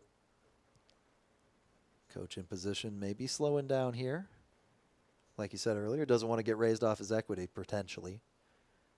You can look at it both ways, yeah. You could either use it as a barrel card to try and fold out 6x and 5x, or any of the pairs between 7 and 10. Or you can just check back and take your equity, which he does elect to do. Gets checked 2 on the river, which comes an overcard, which is going to be favorable for Coach in this line, just for his range in general, not for his exact hand. And Coach is going to use the queen of clubs to bet with. Spicy hand. Oh, and he says, I'll pay you off. It's always fun to see how confident players are in their calls by how they decide to call. Do they flick in a $1 chip? You know, do they put in the full amount? In that case, Mike, not confident about winning, throws in the full amount, a couple chips at a time. Hey, Mr. Robinson, says tell Jessica I said hi. All right, will do. Jessica, Not sure if she's in. Jessica who? Oh, Jessica. I know who you're talking about. Yeah, not sure if she's in the room, but we'll pass the message along if we see her. You got it, Bubba. Moss talking about an action-packed game that he's going to set up. Gavin, shots fired. So Whoa. you just going to be watching with your tight behind. Titan. The Titan, one of the Titans. Zach Terry in the action game. Where's my invite? I'm kidding. I'm not rolled for that. Yeah, those games can get quite expensive. Mike starting to run good here. Does flop the nuts. Goes ahead and bets out. Oh, and look, he's up against the second nut straight from Coach. No. Oh, no. A 3 Pretty comes off. nasty. Might save Coach a little bit of money. Nah, well, I mean, it doesn't really change much. Yeah, it He's only doesn't. losing to 8-5. It doesn't. He does chop with 5x now, but let's see what Mike comes with. He's chuckling. He's comfortable and confident. Flicks in a bet of 135 into 250. Coach raises it to 400, Oh, man, if you're Mike. and Mike is sitting there with the stones. The nuts. I'll tell you what, I hate the expression nutter butters, but I was about to use it just now. Got the nutter butters. I don't know why. It drives me up the wall. And Mike with a decision here. Do you think he's Hollywooding, or do you think he's evaluating, do I raise now or raise later? I think if he raises now, he turns his hand face up. I do not like that, but He goes all in. He jams it off. I think that is good. If you're going to raise, I think that's Oh the correct my God. size. Man, that's nasty. And coach asking how many times you want to run it. Or sorry, Mike asking how many times you want to run it.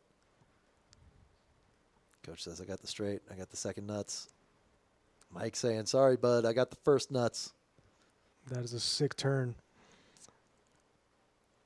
That is a Wow, 2 deuces. We're running it 3 times. Where's the next deuce? It's a queen. pretty gross. Pretty gross indeed. And Mike had coach covered. And coach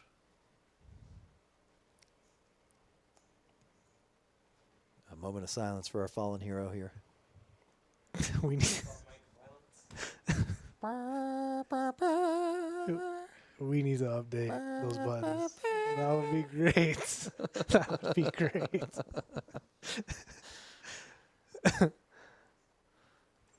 Yeah, Mike on Mike violence. Unbelievable. And just a little too late. Oh, and we are. That was hand number 88. The last one of the live stream. We made it. Good 88. Lord and Billis. That's been the river card for a lot. Chris Moss, a moment of silence, wild behavior. You are not wrong, my friend. This game will carry over here now that the live stream is ending. So make sure to come out to KoJack's and play. But we've had a good time, I think.